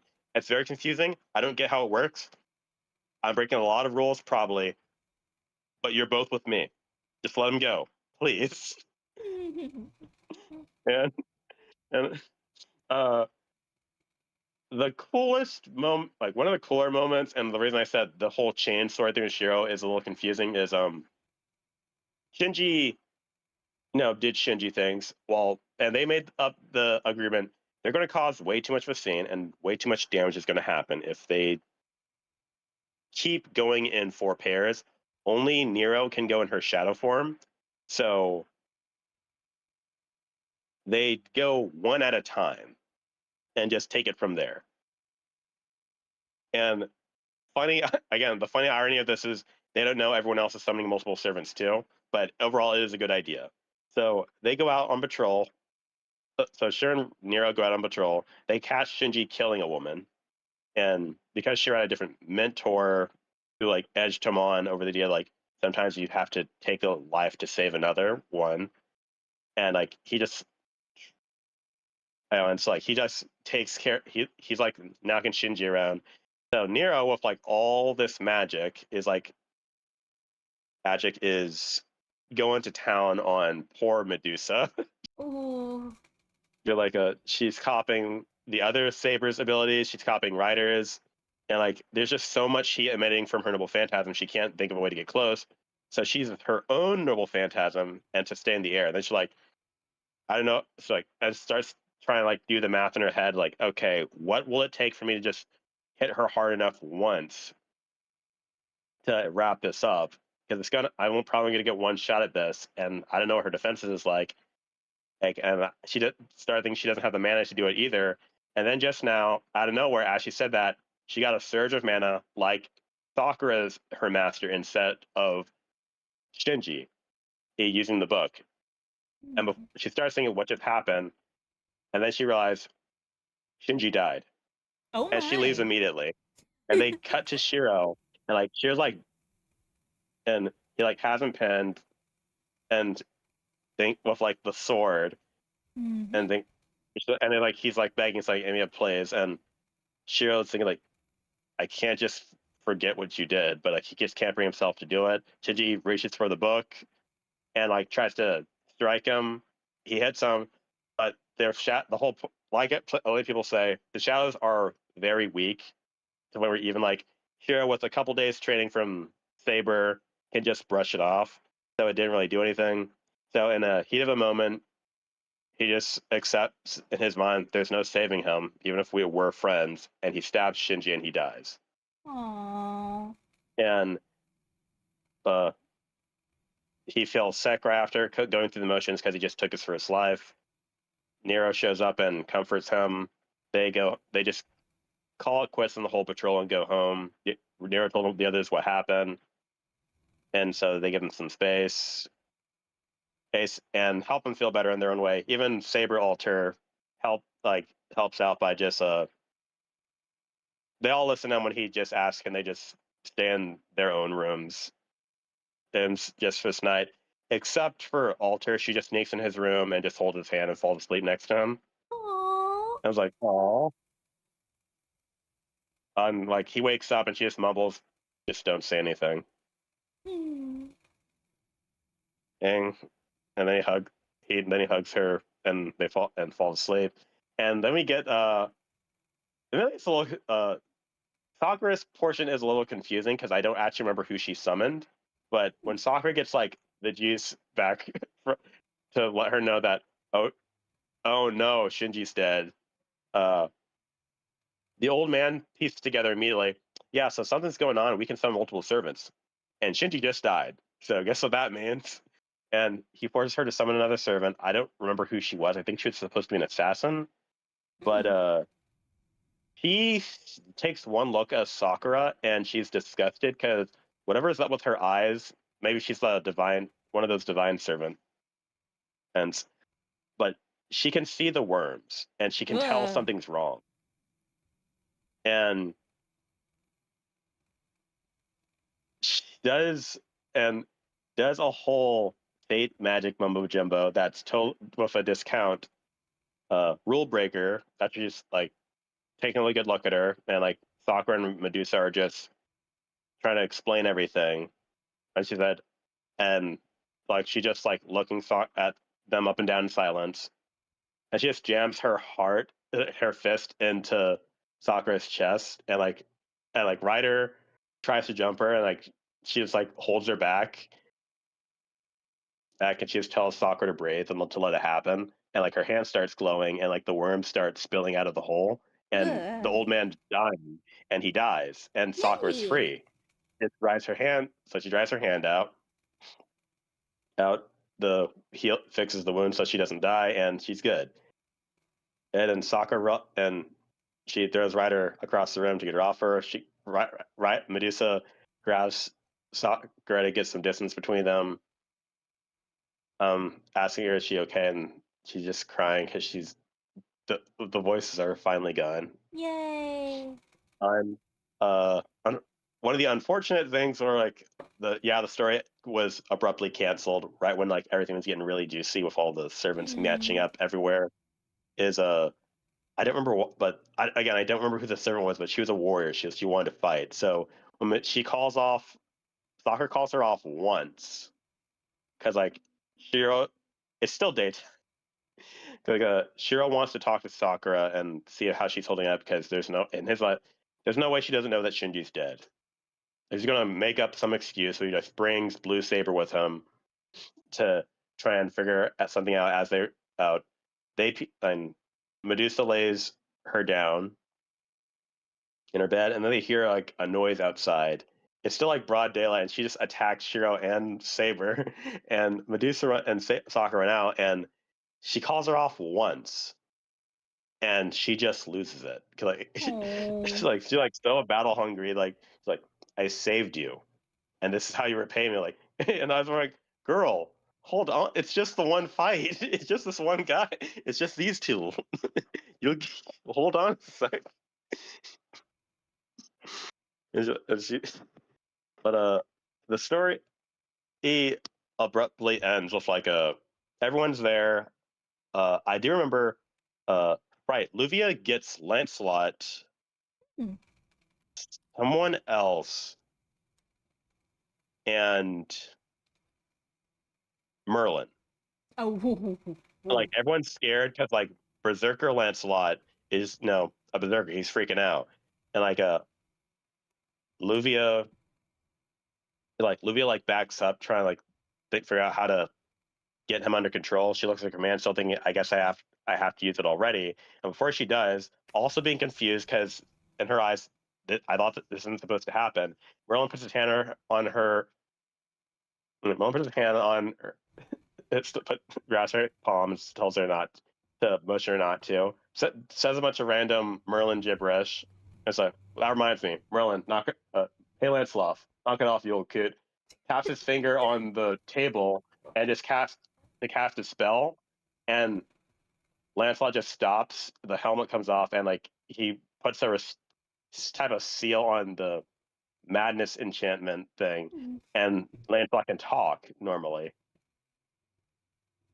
And like I don't know who the third party was. Like he was all confused, like what's going on. And Livia was just on a high, thinking like I have 3 servants, including the Merlin and a Knight of the Round Table. I'm amazing. Oh boy. He's like, Oh, "Man, Olivia. Oh no. oh, oh, honey, no. Oh, honey, yes, you hit the jackpot, but no." And one of the last couple of fights, Luva's whole party jumps Scott. Oh my. Well, I like mean, it's Kaha, it, so you know, I yeah, get and it. it's on TV tropes. It leads like and feels like, and someone said leading to one of the coolest trope reveals in a fan fiction. In a fan fiction, behold the power of two hands. Like she's like casting spells with one hand, while using her staff as a spear, and then in the other. And like when she realizes she's outnumbered and that she's fighting Merlin, Lone Knight of the Round Table, she just laughs to herself, drops the staff, and starts casting ruins in both hands, jumping around everywhere. Like, wait, what? And like that's how she evens the playing field. Well, the fight unfortunately never really has an ending, and it abruptly ends with like a team OC with a Jack. Him and Jack are catching the town. Uh, Napoleon wants to see the sights and everything. Rin is realizing that she can summon a second servant and is trying to figure out what to do.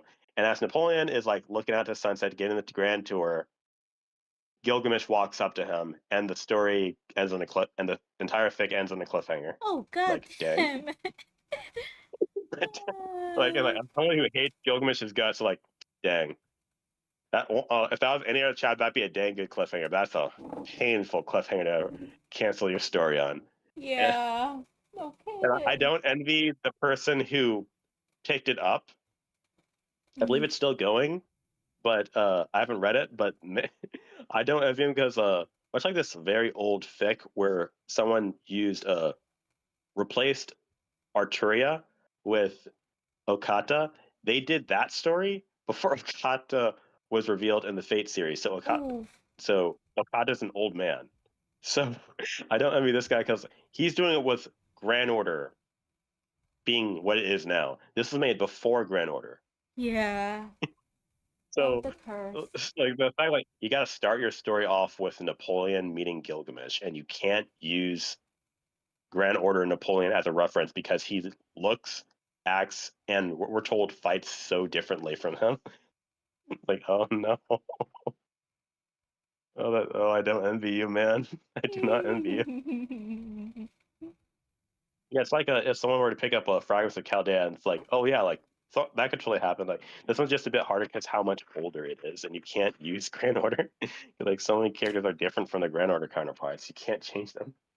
But I do know like that is very interesting because that Rin is the last master who never summoned their servant. Oh. So you get to play with whoever Rin summons. Like that sounds really fun. And I don't even like Rin that much. But that's I under it. like a I on the other hand love Ren, so who knows? Maybe I'll pick this one up. yeah, yeah, like that are yeah, who knows? Maybe it could be like a I don't know, a red versus blue or ruby thing where like multiple different people can like do their own different takes on how to continue this fanfic. Mm-hmm. Like, nah, but like, there's some great funny moments. And there's some really creative action pieces, which are like I think is the real shame on how the story was canceled because like Game of Shiro's very weird sword and how creative it was, and all the notes that it's super, it's super 2000s with its age. Yeah. It's it's like it's really good. There's this one interaction I think is unfortunately aged for the worst because Oh. in 2000s the Sabers are trying to no convince Shiro to let them all stay with him for the night. Ah. I Right? see. Like, most fanfic like happens in the original thing. Shiro's trying to convince like guys and girls can't sleep together. Please just let other and there's not even enough room and there's not even enough room in there for all four of you to sleep comfortably. They're like they're insisting because like safety first and whatnot. And whatnot, like really prying and are and the if that's all fine, and then Alter opens her mouth, and again, she has this age, and she just straight up asks Shiro, "Is he gay?" And it's a two that again, this was like in like the late 2000s, so it was made at a different time. So it drags for a bit, and he just caved and said, "Fine, you can stay." Like Oh my it's the most goodness. awkward. It's the most awkward interaction in the thing, unfortunately. Yeah. Like, yeah, very much. It's because Ultra says it. That's like, oh no.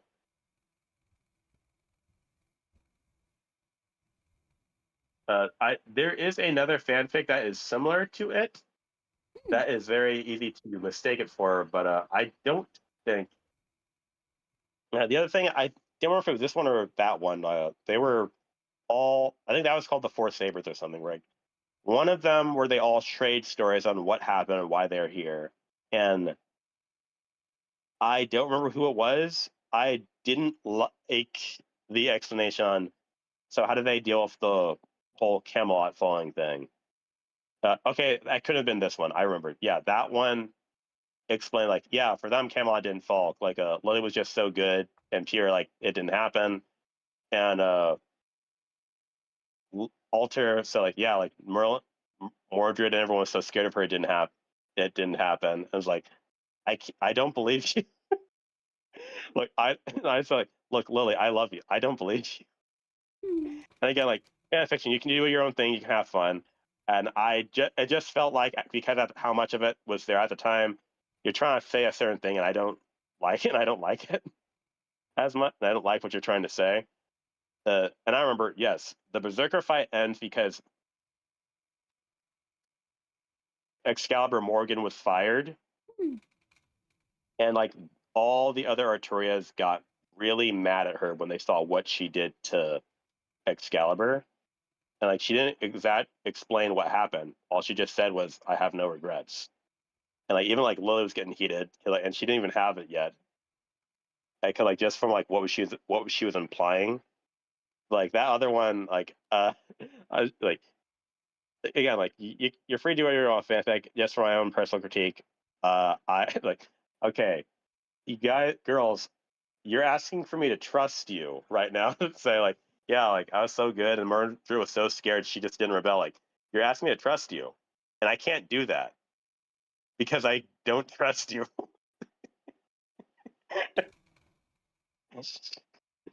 uh, but man, like more. I think my favorite funny moment was either Nero slamming Ren in the desk because it came out of nowhere. I was legit reading it for the first time. I'd never pieced together that Nero wasn't there with the other servants, or Nero just reenacting the feat because she wanted to impress Hercules. Aw. and like for like Argument Master, I told myself like I wanted to tackle on some of the stuff and extra that most people unfortunately ignore, and like I wanted to show Nero being excited that the other servant is her idol, but also a little nervous because like knowing it's Hercules, she doesn't know how to beat him unless she uses her noble phantasm. But if she does that, then they'll know who she is. And in the original extra, Nero was a little sensitive about uh, people, at least the people she loves, knowing it's her because she doesn't. If it's someone she knows, it hurts so much more. Oh boy. And like that, yeah, like so when she tells you in like the original extra, she's so like after like nerfing Lee, she's like, even with the aid of Rene, I don't think we can defeat that assassin. So I'm going to tell you the name of my noble phantasm so you can think of a strategy for tomorrow. And she tells him the name. It's like, wait, that means I told you what I wanted to say. I'm going to sleep. Please don't talk to me about it until the fight's over. I'm not in the mood. Like, oh, Nero. Aw. But yeah, like nerve damage is a real piece. It's a real piece of Fate fanfic history. I hold it in such high regard for what it was able to do and the standard it put, especially now that multiple servants going to one master is officially canon. They haven't gotten back to it, but it's canon now. So I'm very happy. Because like that was like the Yay. big critique people have for this type of fanfic. Everyone kept saying like, well, you can't do that. No master would be able to handle it. and now it's officially a thing, and I love it. Yeah, Like me too. the acting was great, the comedy was great. I like the use of flashbacks to explain why Shira is so different. The exaggeration of the magic circuits works really well with how ridiculous things got. And I also get why the author just got bored and decided to end it. Yeah. And the other real shame is like I was actually very invested in the OC Master's dynamic with his family, let alone how protective he was of Jack, because he just can't wrap his head around the fact that like I summoned a kid and now she's my responsibility. But she's apparently the Jack the Ripper. I don't know how to handle this. Do I keep her away from women? How do I do that? But it's great. I love it. And I think that just leaves one more. Do you have Do you have another one? Nope. Okay. And this one I didn't. Where is it? Oh right, I didn't download it yet. Oof. Where is it? Mm-hmm.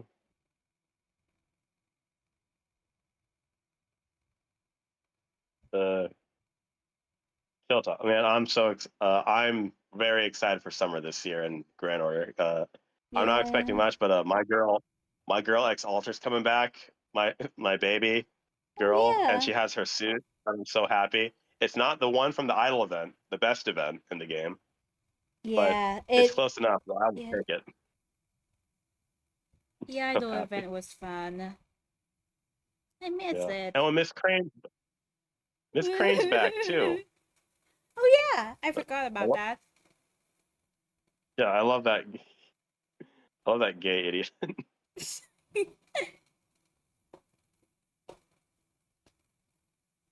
She's just Narissa Ravencroft and Elizabeth Mm-hmm. Rose Bloodflame named Love Child, and I love that. Okay, so I don't really want to screenshot this, so I'm just going to use one of my old edits because I just found it funny. If you're looking at the stream, feel free to laugh at this. My I don't get screen those is a Valley Girl. bit like my screen is a bit delayed. So can you just put it in Oh, Discord? yeah, got it. Thank you. Oh my goodness. Already from the way you laugh at it. Uh, I forgot about Discord. Yes, yes. Oh shoot.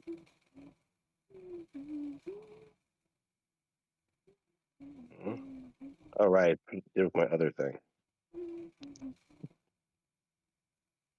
This is.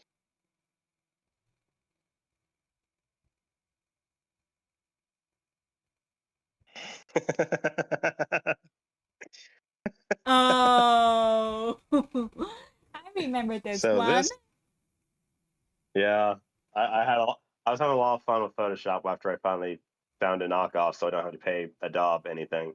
This, Mm-hmm. just a placeholder for the recently ended summoned Shiro saga, Ooh. the saga of Shiro's summons, and actually that name sounds familiar. Do I actually know them? But this was just an anthology serial of Shiro summoning different servants Mm-hmm. throughout the Fate series, and it ended recently because the guy just got tired. He said he didn't specify what he mean by tired. He just said tired. And aired and another fanfic that unfortunately is not for has never came back gives me an idea that I think he might just be the community rather than the Fate series itself. Yeah. But either way, hey, I really love this one. This so the idea here was that uh to again like this one was just for Shiro in particular, and it starts off in a very tense way to give you an idea on the type of tone some of these stories are going to have, even if they are very all over the place depending on who gets summoned. and it's Kiara. Oh no. Yeah, and like I was talking about Leon or a couple of years ago while I was at convention, and a few other people. Like, it's the tension that Kiara could do something like had you scared, and it was really leaning into that direction. Mm-hmm. And with like the first, like the second chapter, like Shiro, like like Shiro's being super awkward around her because it's yeah, because like she looks the way she does and Shiro is the way he is, and we asked him like, was there a reason he's being so distant towards her, and he said it's because I'm scared, and he said I'm scared of you. I don't know Mm. why, but I just am. I feel like something bad's gonna happen. And she asked him like, is that how he really feels? And does he really think she'd do something with that? And he's like, think I'm scared to know that. Oh, the answer to that. And we get like, and the final one, yeah, the final chapter with Kiara in particular, because there are multiple parts with some of them. Ren, it gets so bad, Ren ends the alliance with Shiro. Oh my. Like the other one, because someone died. Someone died. Weird stuff happening, and Kiara doesn't want to spill the beans because Ren can tell like she's hiding something. Like she knows some stuff's up. Maybe she's operating behind the scenes. Maybe she's just hiding information because she won't isn't willing to cooperate. But it doesn't matter to her. It's just the fact that Shiro is like deterred. It's just the fact like for a reason Shiro's not like reeling her in, even though in her mind he should. Cause like you're the master, she's the servant. Like get her to cooperate, and he didn't want to force her to. So she said, if you don't, that she just gave him one last ultimatum. It was like use the command seal on her to cooperate, or I'm ending the alliance. And he didn't want to do that, so she Oh my goodness. left, and the other one is I think one of the darker ones is Cersei. Ooh. I wouldn't expect Oh that one to be the dark one, to be honest. yeah, because Cersei can be very twisted, like Mendea can be very twisted in the right circumstances. Because she was telling, because different casters can like draw mana from like different things, and she said like she wants to use pigs and pigs, and she like it's like the one of the least just by taking like having a pig stein somewhere and on the estate so she can take care of them was like the least humane way to like the most humane way to draw mana so they can find a way to end the Grow Wars as soon as possible without anyone actually dying, or at least amount of people dying at least. He didn't really get it, so he agreed. Then we get a time skip where she's like talking to like one of her pigs that she's like fancied really well to the point where the pig even has this cute little ribbon. And Oh no. you find out through dialogue, Is this and where I'm that Taiga is, and you find out through dialogue that Taiga is stressing out because she hasn't seen someone named Sakura in days, Oh no, yep. and Shiro doesn't know what's going on. And like the thing ends on a clip, and like because like how misdirected that ending is, all people are like, wait, what? They're like, what did she do? And we get the follow up, and oh my gosh, man, what a heartbreaker! Like this, like the first bad end. Like we see like Ren, and then like figure out like Sakura's missing. What happened? Like a Shiro is trying to like figure stuff out. So like Ren goes around, and at one point she gets so desperate and upset, she's convinced herself it was Shinji finally snapped and just killed Sakura, and she wants her to, and he wants Shiro to, and she's convinced it happened, but she wants him to say he did it, and he won't, but he won't confess. And like she's like Archer's just like torturing him like she's like willing on him. It's like, what did you do to her? Where's my sister? And he like swearing to her that she doesn't know. And it gets so bad that like when Archer like stops and tells Ren to calm down, she actually kills him. And there's like, and they leave, and if like they don't have any leads. Like Archer like searched around the whole house. There's no sign of her, or no sign of a struggle either. So she can't figure out like what's going on. And like Ren's all emotional because like he Sakura is gone and no one knows what's going on. And then like after like retracing steps, she finally pits her like the one person she never questioned was Castor. And then they start connecting nut dots, and they realize Shiro's in danger. And they find him, and he's mad and like prepared to fight Ren because like he found out she killed Shinji, and more importantly, like she's convinced he, that he did something to Sakura. Oh And then like no. the look in Shiro's eye tells her he's in a trance of some kind. And like she starts connecting the dots, and she's like the pigs. So, like a bunch of different people were disappearing. The mana cast and the way Caster was explaining like painting like how it could like help her spells, the look in Caster's face. She played all of them like a fiddle, and like the only way they could get out is like they would have had to find some way to break whatever hold she has on Shiro out of it.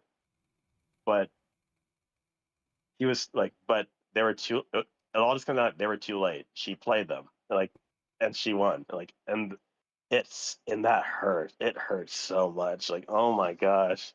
And thankfully, not all of them are like this. I don't remember all these actually, but not all of them are like this. I can say that with absolute confidence. Like one this story was so popular for a minute, despite how some people can be towards Shiro fanfics one way or another, that even got some fan art. Like a nursery rhyme is like looking over.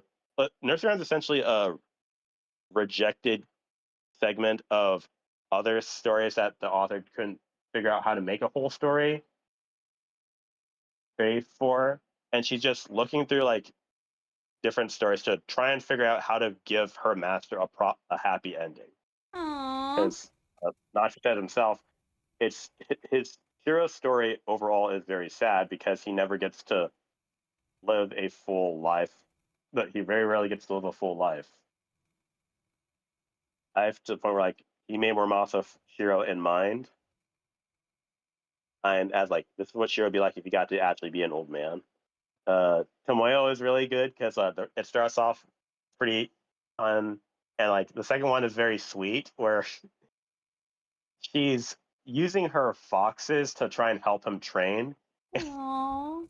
and they somehow take a whole detour. Like for like she's like the foxes are moving too fast. Like I can't hit them, Caster. Like tell them to slow down. Like no, don't hit. Focus with your eyes. Like use your other senses. Think of Star Wars. What's a Star Wars? And Oh. you like they just jump him, and it just somehow turns a whole bit where they spend the entire day collecting the Star Wars trilogy so Shiro can watch it the first time. And he sees how excited she is for this, and it's like, well, aren't you excited, Caster? Did you not watch these either? We're not talking about me right now, Master. We're talking about you, Caster. You could have just told me if you want to watch a movie. I'm like, oh. And I gotta reread Hime. I don't remember that. One I really remember liking was, yeah, sure, this is the right story. Hime. I do not remember Hime. That's different. Yeah, I skipped Scott Hawk. I didn't want to risk plagiarism. My girl Murasaki. So the story explains that what happens with Murasaki is she was Issei's servant, Huh. and Issei got hurt because I think a cat. I believe, yeah. So like, yeah, Medea's not in this because she Murasaki's a caster, Issei got hurt, and like he was trying to find a way to end this without anyone else getting hurt. He got folded by the writer and their master. The writer is Columbus, I Hmm. think. Either Columbus or Oh Blackbeard. no. Probably Columbus. And he's with Shinji. So when Shiro visits him, Issei takes a deep breath, and because he knows the type of guy Shiro is, and just tells him everything, and like make sure he locks the door, sits down, and really just lays everything out to Sloan. Like, I need you to fight this war in my place with my servant Caster and end it so no one else gets hurt. And he agrees, and like Murasaki is like waiting outside. She's agrees to work with Shiro. They're both just really upset about what happened to Issei. And the second chapter I think really shows what helps it shine with like how and me and I told Leon and X about this, like really shows not just the power that casters have, even if they're the more weaker ones, but just how terrain creation, I believe it's called, really works because it's like Territory creation, just, I believe. yeah, territory creation. He gets home and Sak he gets home and sees Sakura and Taiga passed out on the table at the table, and just goes into his workshop, no, his dojo, as she said it had the space for it, and she turned it into a workroom. Aww. Using territory creation because like she's trying to like she explains like how stories work and the powers that words have to basically because while she's not a fighter, no, she's a caster. She writes stories. He wants to be a fighter, but he doesn't have what he needs to do that, and she doesn't understand his magecraft enough to teach him better. So normally they'd be screwed. So she's using the power of stories to give him essentially the power of like fiction in a sense to supercharge him so he can take down Ryder. Yeah, they both agreed it's not even about revenge. The first step is taking down whoever beat up Issei. So she makes him about as powerful as the legend of the Tales of Monogatari. I think how she explained it worked is the more popular, like the more iconic and the legend is, the more powerful the spell will be. So Genji Monogatari is one of those popular and iconic. Sorry, it's one of those iconic stories in fiction. So and it was the fastest thing used to work with. So to be absolutely sure it worked, she used her own story as a reference and supercharged Shiro. Taiga woke up because Taiga's Taiga, and like they take him down, and that was all she wrote. The entire fanfic ends with a one final goodbye with Caster Lily. And even if I'm not as big on Caster Lily as I used to be, I gotta say that is the perfect way to end a anthology Shiro fanfic. Not just because of Yeah. the legacy those two have, but because like you gotta do a Turia, but you can't just do a normal Turia. And people are gonna want to be Saber Alter, but she's started in Stay Night. It's the best use of it, especially because Lily technically started in Stay Night, but she's very different from how she was because she wasn't really a character. And it's just cute. It's just a very cute way of saying goodbye to this Yeah. It's story. cute. Adorable, even. Yeah. Uh, he did X, Hero in X. I don't remember ever reading it because, well, you know how I get. Yeah. 100 faces here. That's it. Like, it's not a great look that I don't remember a lot of these, or I didn't read some of them, but this one's good. But it's real good. Like, the different tones in genre, like, uh, the way they feel appropriate for each character. Even if you agree, like, you don't think like some of the ways these interactions would go down the way they do, like they're really good. Like, I think it said somewhere that Nightingale hurt. It said somewhere, I don't know where the quote comes from, that Natsu says the two most compatible servants outside of Arturia for Shiro is Spartacus because of the whole oppression thing, and Nightingale. I don't know if that's true or not, but I believe he did Nightingale, and they were just trying to like reach a middle ground because like you know how they both get, Yeah. and like it was nice. Like oh, Mordred's here. I do not remember the Mordred story. That's Huh. not good. There's a lot of coup here. Skaha, like I said, Skaha is here. I didn't.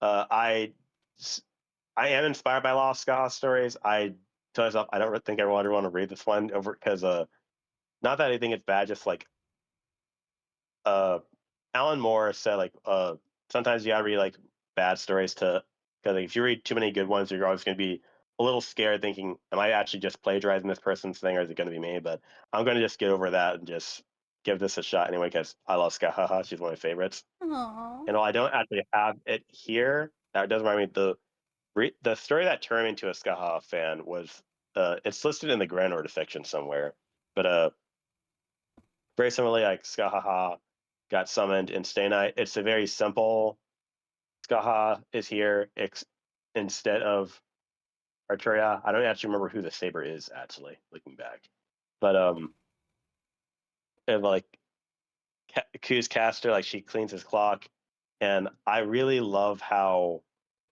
they handle like her realizing Hero didn't mean to summon her. So like, and she tries to like de-escalate the situation by just talking to him, and then it escalates again because Ren's there and Scott Ha is like battle crazy to the point where like even when he tries to talk like he almost has to use a command seal to get her to stop because like she like wants to kill them, and she just he just like lets so he just like lets it slip like I what you can't. Why? I almost died today. She saved me. So I wouldn't have been able to summon you here if you if it weren't for her, and I have to repay her back. So you can't kill her, therefore. That works, right? I guess. It was like where I like figured and again like it was like my favorite moment and like I told Leon about this and he was laughing for a bit. I don't blame him. It is funny and also a little sweet. Skaha agrees to train him and like in the dojo after like they take a break from magic training stuff and like and she like they go through like a bunch of different weapons to find the right style for him and while he does settle on the swords he really tries with the spear to where like she's just really pushing him and she said the condition to winning to this training is you have to either land a strike against me, which is also not going to happen, or last a full minute. And like when they got to the spear, he was really pushing it. Before like he just like felt like he was short. He got short of breath. He was getting knocked around everywhere, and she like just count and she started counting out loud while like swinging at him with this crazed look in her eye, and like she has like pinned down like trying to like break the spear, like the wooden spear he has, and he's like cast like Lancer. I'm seriously I can't keep up. It's like don't say that. You only have 10 more seconds. You're doing great, Q. Who's Ku? And she didn't even realize she slept. And just at that moment, the spear he has breaks and she whacks him in the face. It's like, oh, she called him. She called And him everyone's Q. like, oh no, no, like, oh, that's so sweet. And like, I don't remember where it stops, but it did stop. And then this other one that I think the author deleted. Very similar to just the Fate route. It's just a few small minor changes, like Sakura and Ren do still have there's a relationship. So Aww. Fate Sakura essentially starts sabotaging Shinji, and it's not working as well as she thought it would. Because and Sakura's not even like one of the main things of the story. It's just keeps blowing up in her face because like she told she told Ryder not to hurt Shiro or Ren. Mm-hmm. And like she's like, I can't do that if you don't tell me tell me why. So she just looks at her command seal and she's like Sakura, and she just apologizes and split edges, and so and even just by saying this is gonna help, that this will help both of us in the end, is her first command seal to not hurt Shiro or Ren until the grower is over, which leads to a very funny misunderstanding. It's like when they Saber and a problem I really gotta get to this fic, if it's still out there, is Ren. So it's really good at almost making you think maybe Shinji's not that good, because like the way he gaslights in the writing is really good. To the point where you just want to punch him when he slips, and you realize, oh, he really is a piece of shit, because he's like trying to talk down, and then when they walk in on him killing this girl in this abandoned construction site, and then like they start fighting, and one of the funniest bits in the whole story where Ren, like a Ryder is like right there, like as Shiro, like right there in front of Shiro, like he's separated from Saber, and Shiro's too scared to move. Of just like dagger in hand, and say, "Not great job, Ryder. I knew you were good for something. Now go ahead, kill him." And just stands there, like Ryder, kill him. And Shiro just staring at her, backing away slowly. He's like, "Wait, what's going on?" And he's just thinking, "What is going on?" It's like, "Ryder, what are you doing? Kill him. Get over with." And she just keeps staring at Sharon, and just sighs, puts her hand on her forehead, like, "I can't." "What do you mean you can't?" "I can't hurt him, Master. I'm sorry." "What do you mean you're sorry? What does that mean?" And like her only thought process, like, work around this so it doesn't get too obvious and Sakura doesn't get in trouble, is she takes off her mask and tries to freeze Shiro and Saber. It doesn't work on her it doesn't work on her, but it works on Shiro, and just long enough for them to get away. Like Ryder and Saber, apparently we're told Sakura still got mad that she found a loophole. It's like, I just imagine that conversation, like, Ryder, I didn't hurt him. I just froze him.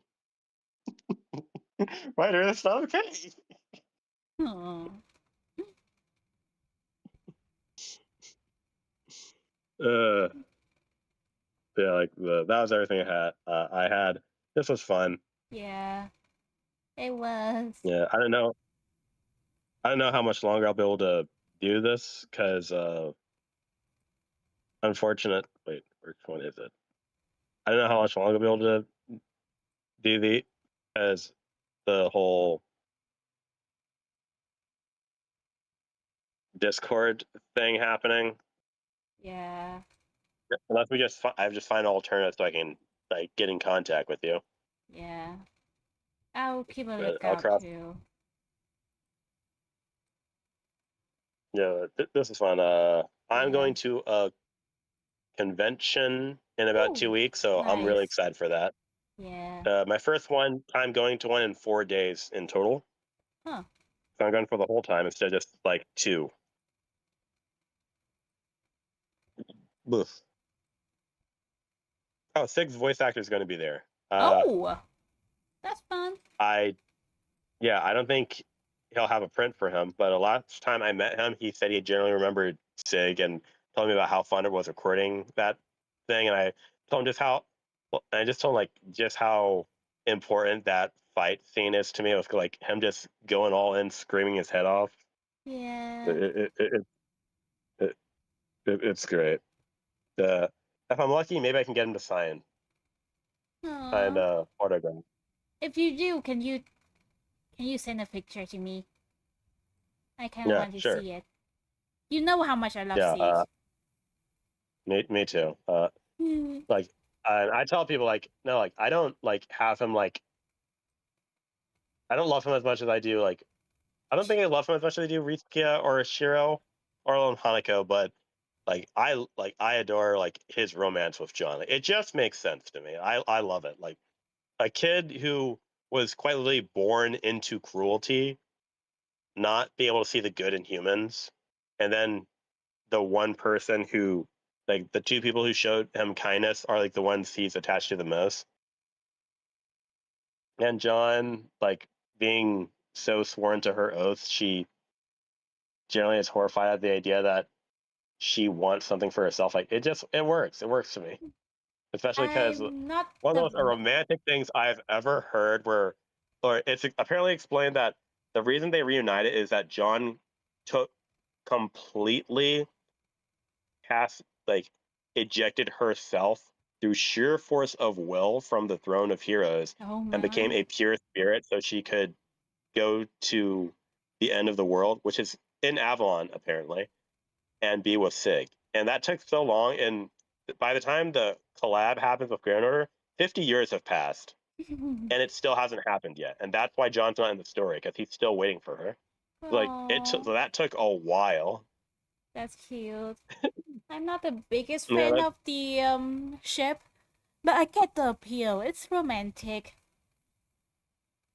yeah, it's just cute to me. Yeah. And also, like, I told, and also, like, me and Hunter were just joking around saying, like, can you imagine how funny that would be if, like, you're, like, it happened sooner. Like, you're doing the big finale of Solomon, John's giving her speech, and then she just disappears. John, John, I didn't know roles. I didn't know rulers could go in spirit form. They can. John, where are you? John, where are you at? John? And then John was just like, it's like, but it took a while. We're finally together. Oh crap! What happened? I think I just messed up something important. Mm. And also, like, I just love that Grand Order. How many hobbies Grand Order gives Sig? Like, he likes ninjas. He thinks pirates are cool. Yeah. Yes. Yeah. My boy Yes. Sig. And he's He's a apparently a baby. pretty good artist too, which I love. Uh, a real artist, not one of those fakes. I know, right? Yeah. Yeah. But yeah, I'm excited to meet him. I'm happy I got to meet Mordred's VA. Conveniently, the Ooh. same day the night before they announced the Camelot movie, I regret Ooh. getting her to sign my. I had a foam Excalibur sword, and I got her to sign that instead of my autographed book, like an idiot. When that breaks, I'm gonna be heartbroken. Oh my goodness. Excalibur of all that. Yeah, it's. I was very like, yeah, it'd be poetic. Then I realized this is foam. I'm an idiot. This is made out of foam. I'm an idiot. It's gonna break. Also, speaking of Mordred and Excalibur, it reminds me of that um a comment I saw on Mordred's backstory, I think, about how it's the only time on screen that we see the Arturia's Arturia gets like disarmed, and I just like to think about that every now and then because that's cool. Oh Mordred's yeah, cool. I love her so much. yeah. I think. Yeah. Now I do remember that's only, and we had a discussion about it. There is a high chance that yes, much like how a lot of anime take some liberties to change things, that is probably just how A1 picture that there is a chance that it's just how A1 pictures depicted the scene, because one of the big confusions that Hunter explained with the art with the rejection in question is Arturia generally did not know Mordred's. Arturia was never supposed to see Mordred's face until Mordred's actual death. That's why the helmet cracking was so iconic in the original Dean anime. She didn't see the face. Oh, So I there, mean, it and we just had like, both made sense, just from different, just from different angles. I guess both made sense. yeah, yeah, which I think it was, and I think someone kind of said like there's a chance that Mordred, when she unmasked to Arturia, doesn't Mordred doesn't. There's a chance that the enchantment was still on that Morgan put on the helmet. Where like I where like apparently if Mordred still has the helmet on or something like that, like you'll still can't see the face. So there's a chance that if anyone pictures depiction of it through Arturia's eyes, Mordred took the helmet off, said she was, and just didn't believe her because he couldn't see the face to confirm it. Because Morgan wouldn't turn the enchantment off, so she just screwed her over. Hmm. Like, which unfortunately is like the case either way. And I do know that both the light novel and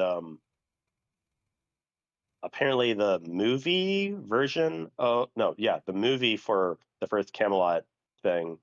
Notfu made a illustration to double down that in Mordred's eyes during her final moments, she thinks like one of the demos.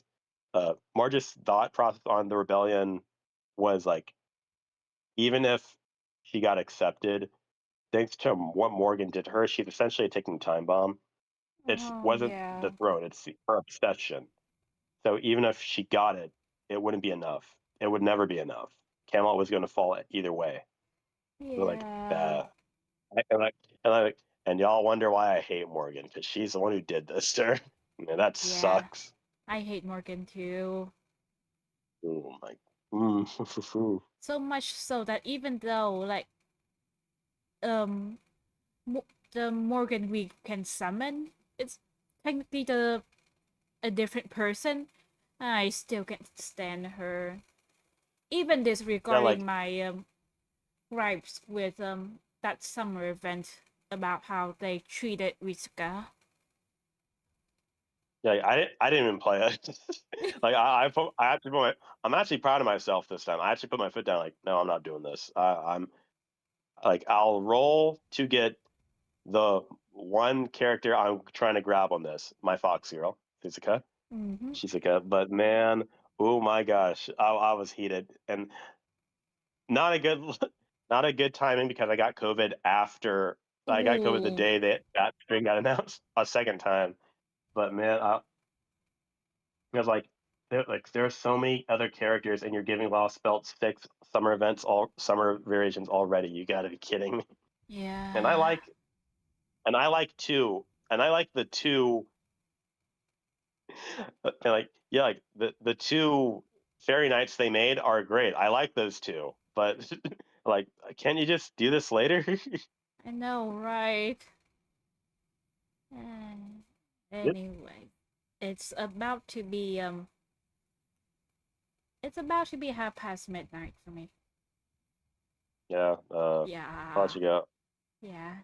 I'll figure out some way to Mm-hmm. some To day keep to this up. something else to do. Yeah, I'll Yeah. figure out some way to like something else to do. I mean, you can always like I build don't up a game.